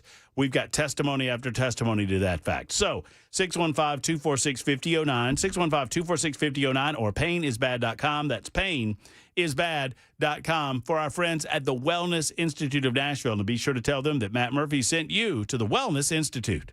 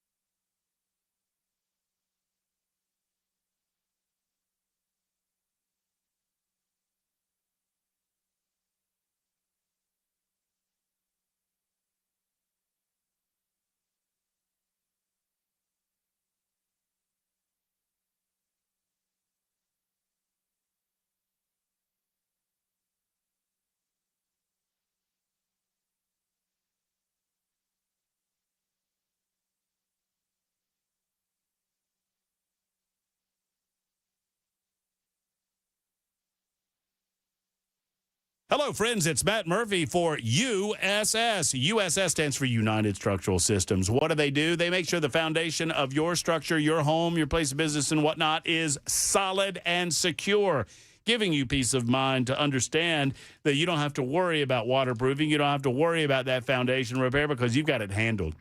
You know, when I moved to my home in Mount Pleasant, I asked USS to stop by and give me the thumbs up, the seal of approval, if you will, and they did. They said, Murphy, you're doing good. You're A-OK. Everything looks good for us, and you need that peace of mind to make sure that your home is your sanctuary and the foundation is solid and secure. When USS comes out to your home, you're getting problem solvers. It's what they do, and they're your local resource when it comes to foundation waterproofing. They understand the topography of the area. They understand where we live, and they understand that you need that peace of mind. They've been doing it since 1994. That's over 30,000 satisfied customers for USS. Go ahead and give the call that so many others have made. You start the journey at USSTN.com, USSTN.com. They engineer solutions that last a lifetime plus. Their transferable lifetime warranties gives you local service with long-term protection. You're not just getting repairs. You're getting true peace of mind. USSTN.com.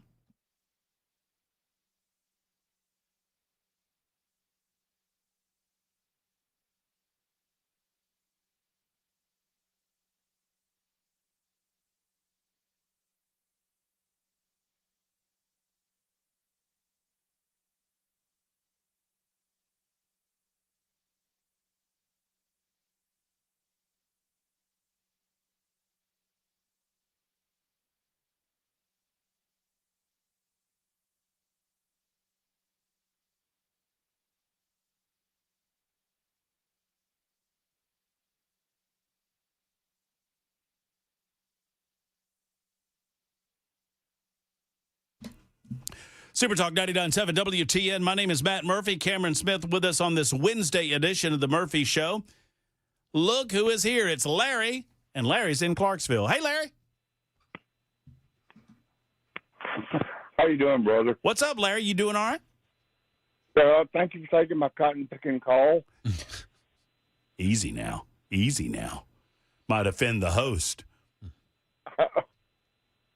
Well, I mean, the host should have been offended because Cameron got the plinkster that the host was supposed to get, and I hope he's enjoying it. But yes. That's the point. Very much, Larry. Thank you.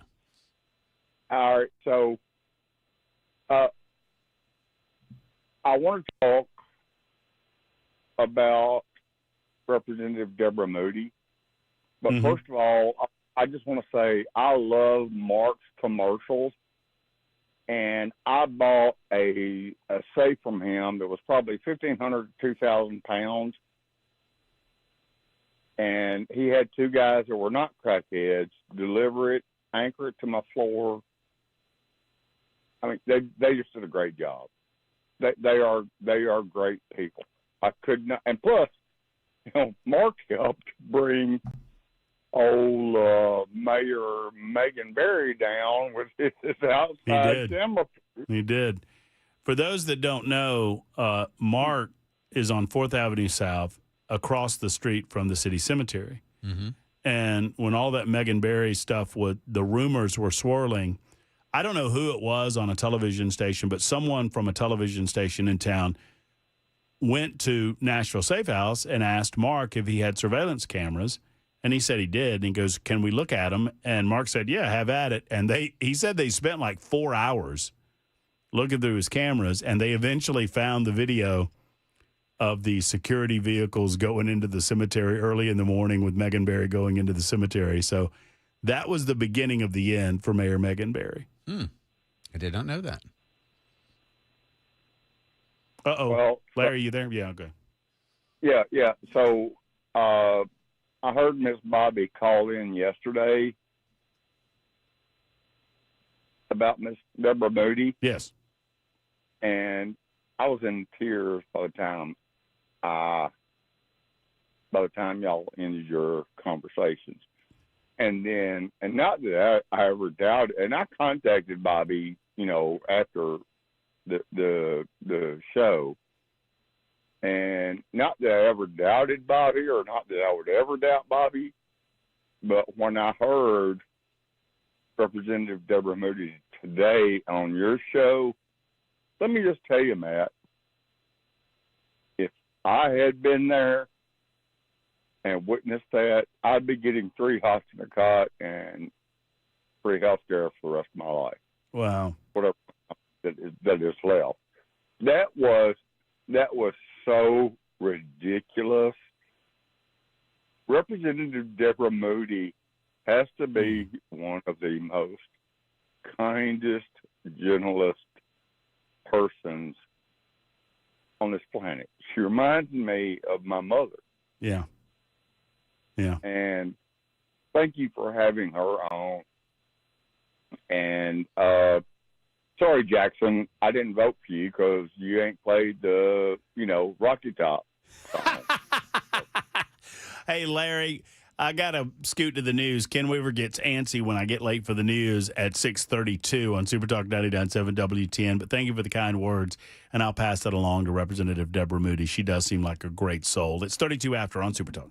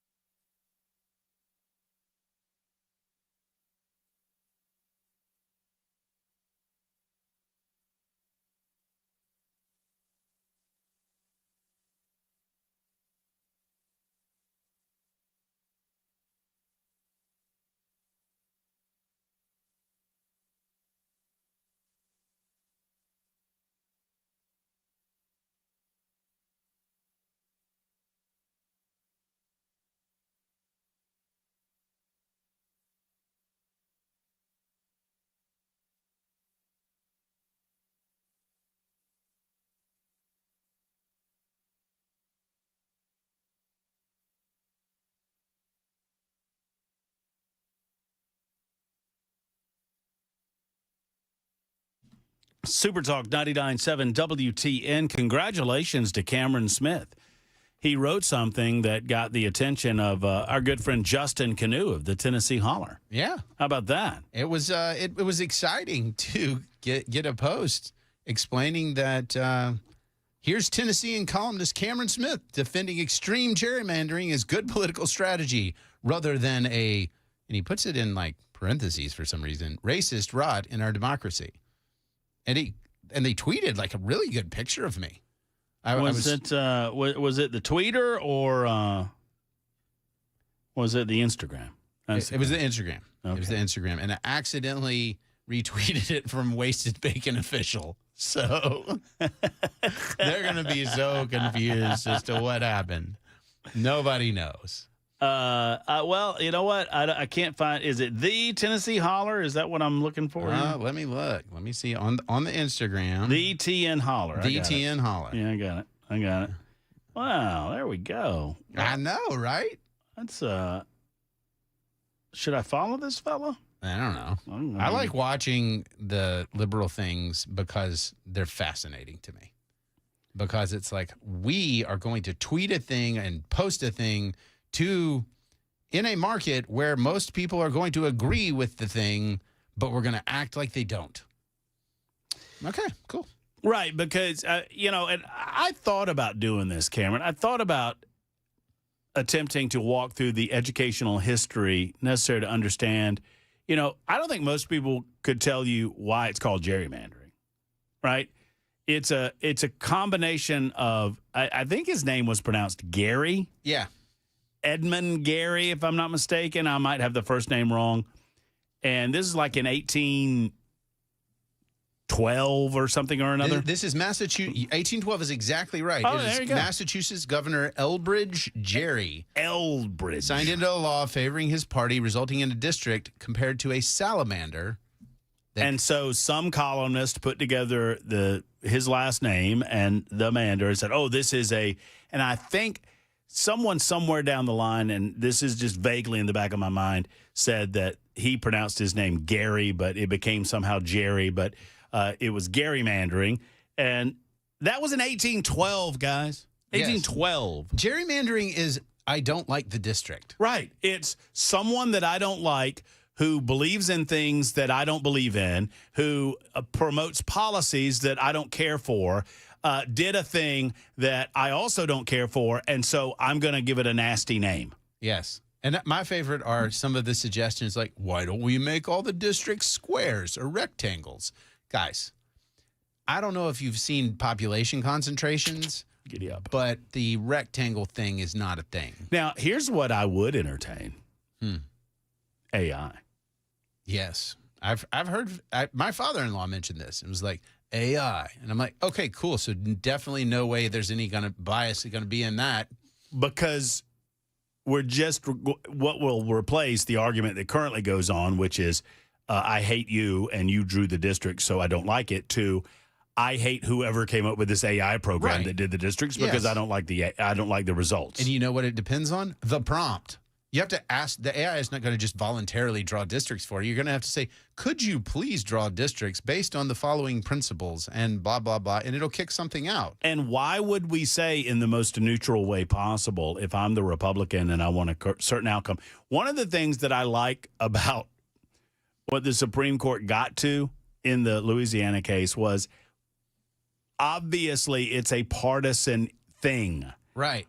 Suggesting that it shouldn't be is to deny the reality of what's going on. Right. If it's Republicans drawing the lines, they're going to do so to try to favor their party. If it's Democrats drawing the lines, if somehow a third party came along and they won a majority, they would draw the lines to favor themselves. And the arrogant folks who fancy themselves the geniuses that can do this perfectly, if you want to know if somebody's full of it, just ask them what's a gerrymander. Yeah. Just say, what's a gerrymander? What is that? And what are we trying to fix? Well, it's unfairly drawing the district lines. Oh, and so you're telling me what you mean by fairly is how you would draw them. Yes. Right. And that's where we go with a lot of these conversations. Yeah, but if you drew them the way that you would draw them, wouldn't someone else think that that's a gerrymander too? And isn't that bad? Yeah. Yeah, that's how we do this. And so my point, and why... How about win some statewide elections? Exactly. I have no less sympathy for Democrats in Tennessee than I do for Republicans in Massachusetts. Like, you are in the minority for a reason. It's because you have views that are out of step with the majority in your state. Therefore, you're going to struggle. This is what democracy looks like. That's how it works. What democracy looks like. And people get so mad at the idea that they are not the majority. And the answer is get off social media, put your phone down. Everyone you're following already agrees with you. That's why you think you're the majority. All right, 2805 writes in, and I want you to respond to this. And they say, yes, but if AI... Now, this could be a sarcastic message, and I'm losing the sarcasm because of the message, but I don't think so. But if AI drew the maps, they would be practical and not in favor of one party or the other. Yes, I understand the theory there, but it all depends on the prompt, right? And what I mean by the prompt are the instructions you give the AI, because the AI doesn't act on its own. It's not a sentient intelligence. You have to tell it, here's kind of what we want.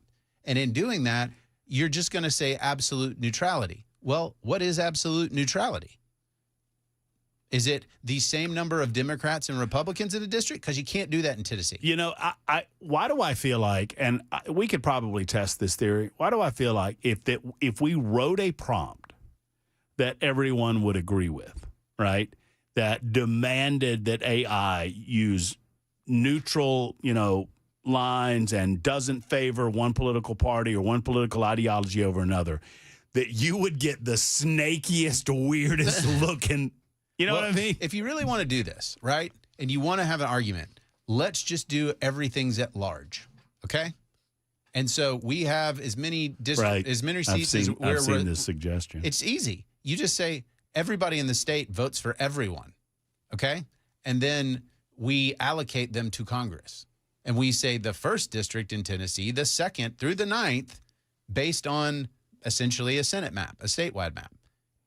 Fine. That's done. What do you think you'd get in the state of Tennessee if we did that? You'd get 9-0. Right. And what do you think you'd get in Massachusetts? However many congressional representatives they have, you'd get that many Democrats. And I'm actually fine with that. And then saying, well, we're doing at-large voting, and these are the geographies represented by these whatever. What fascinates me is, and I understand a lot of these politicians in the state of Tennessee, they're screaming the color of people's skin because that gets them noticed. Yep. That gets attention, and they use that as a bludgeon. But what they're really saying is that they're owed a seat. That because a large portion of black people vote for Democrats, that Democrats are owed a seat because of the black people. Right. And what Republicans are saying is, this state is largely Republican, and Republicans can serve black people just as well as Democrats. Yes. And if you live it, and the underlying suggestion is so insulting by the Jones and the Pearsons of the world, is that if you are black, and this is the suggestion that cuts to the heart of the danger of this type of language. They're telling black people that if you live in a Republican district, you don't have a congressperson. Right. That they don't serve your interest. And that's just not true. They might disagree with you on certain political ideologies or points, but obviously they serve you. Yes. I mean, here's the deal. There's only, I was just pulling up these statistics. For example, the black population in Tennessee is roughly 16% of the state's population, right? And so by that logic, even if you take the Democratic argument of, well, black voters represent 16% of the state population, so therefore you should have a proportional share of the seats in Congress. Okay, but you wouldn't make it by that number. Well, and 0152 writes in and says, well, it's always a pleasure hearing Cameron's fact-based, logical opinions. LOL, the man's obviously a troublemaker. On to the movie stupidity, sophomoric crap that you and Jackson love. That's number one. That was 8 minutes ago. The troublemaking of logic. It's a downer. And then, so the party in power should use public facilities and funding paid for by everyone to maintain their own personal power. Good enough. I disagree. Thanks for the answer. Great show. Well, I would love to hear from 0152 how you would want to do it.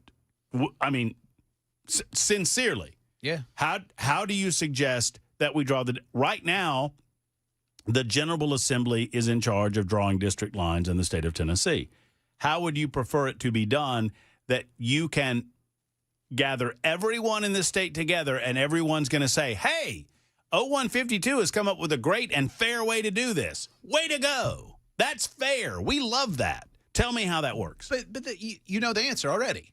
It doesn't because we disagree. And so what is the default to sort out our disagreements? We vote. We elect people. They vote. They do things. And I think win more elections, compete in the arena of ideas. Democrats don't want to compete in the arena of ideas anymore. They just want an outcome favorable to them, which is equity, which is the entire purpose of DEI. And my argument here is if we're going to do the weird thing of looking at the racial makeup in a state and saying congressional seats must be allocated based on race, well, that's kind of bizarre, right? So if you're 16% of the state's population and you're going to say, okay, call each district, since we have 9, representing like 11%, 12%. Yeah. So you get black people in Tennessee get 1 district.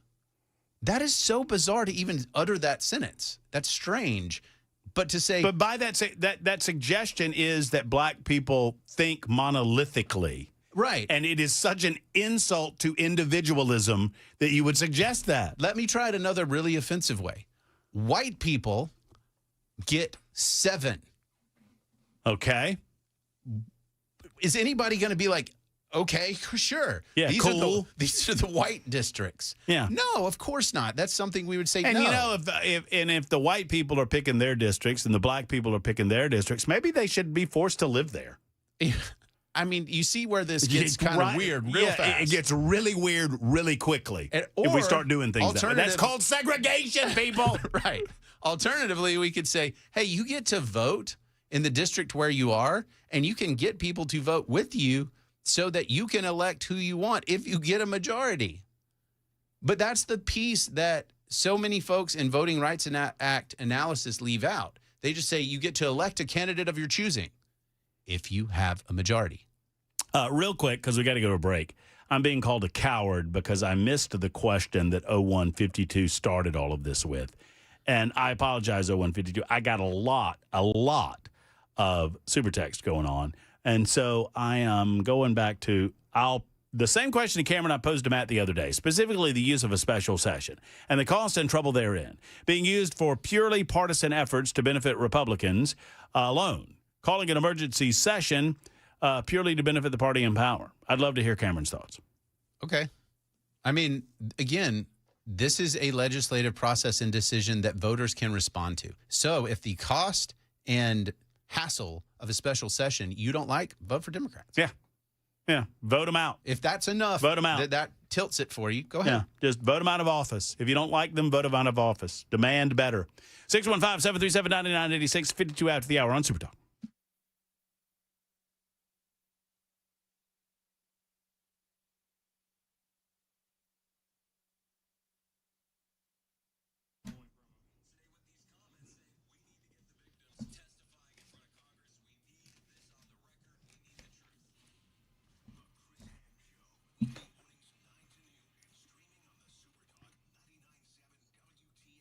Have you been told that your AC is not running like it should and you need a new unit? Are you thinking maybe we can get more life out of this thing? I would encourage you to call Jeff Eddy and Efficient Heating and Cooling. It's hard to find someone you can trust when it comes to large home repairs, including heating and cooling. Efficient Heating and Cooling, a small company with big service and big results. Trust that Jeff Eddy will do what is right, not just one time, every single time. They'll come out to your home and they'll check that system out and they'll figure it out for you. The best way to head off costly repairs is to maintenance that AC unit. If you've not done so already, plenty of time to get it done. Jeff Eddy and Efficient Heating and Cooling will never charge you over $125 for a maintenance call, and you get the maintenance guarantee. If they come out, maintenance that unit, if they have to come out for any other reason for that AC during the season that we're in other words, during the summertime, they'll waive the service call on that visit. That's the way they do it at Efficient Heating and Cooling. EfficientHVAC.net, EfficientHVAC.net, or call 615-784-4424, 784-4424 for Efficient.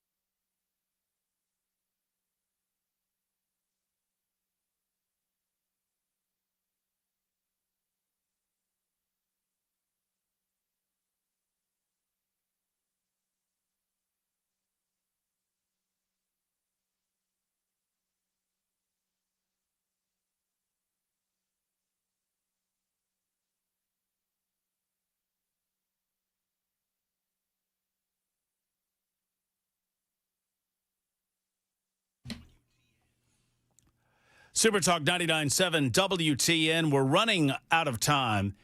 And, I'm glad for that because I found out that Jackson Williams actually did watch our movie last night. I watched the movie over the weekend. I'd seen it before. It was Pulp Fiction. Jackson had never seen Pulp Fiction. And I'm going to spend, the better part of 2 segments on tomorrow's broadcast wagging my finger at Jackson Williams because he did not love Pulp Fiction in the fashion in which he should have. You know what Jackson said about Pulp Fiction? What? One of my favorite movies of all time. He went, yeah, it's all right. And what you said, Jackson? Yeah, it's all right. Wants a Royale with cheese. Royale with cheese. No, man. I got the metric system over there. They don't know what a bleep a quarter pounder is. So, Matt, I'm just gonna talk for a quick second. You mind that? Sure, Jackson. All I said to you earlier that is my favorite Tarantino films would be Django Unchained and Once Upon a Time in Hollywood. Those are just that's my personal preference. Mm-hmm. Are you done? I like Kill Bill. Oh, man, I shot Marvin in the face. Kill Bill's, well, not my favorite. One way or the other, we'll do it again tomorrow. Until next time, for Jackson, for Ryan, for Cameron, for Ken, hug your loved ones. So long, everybody.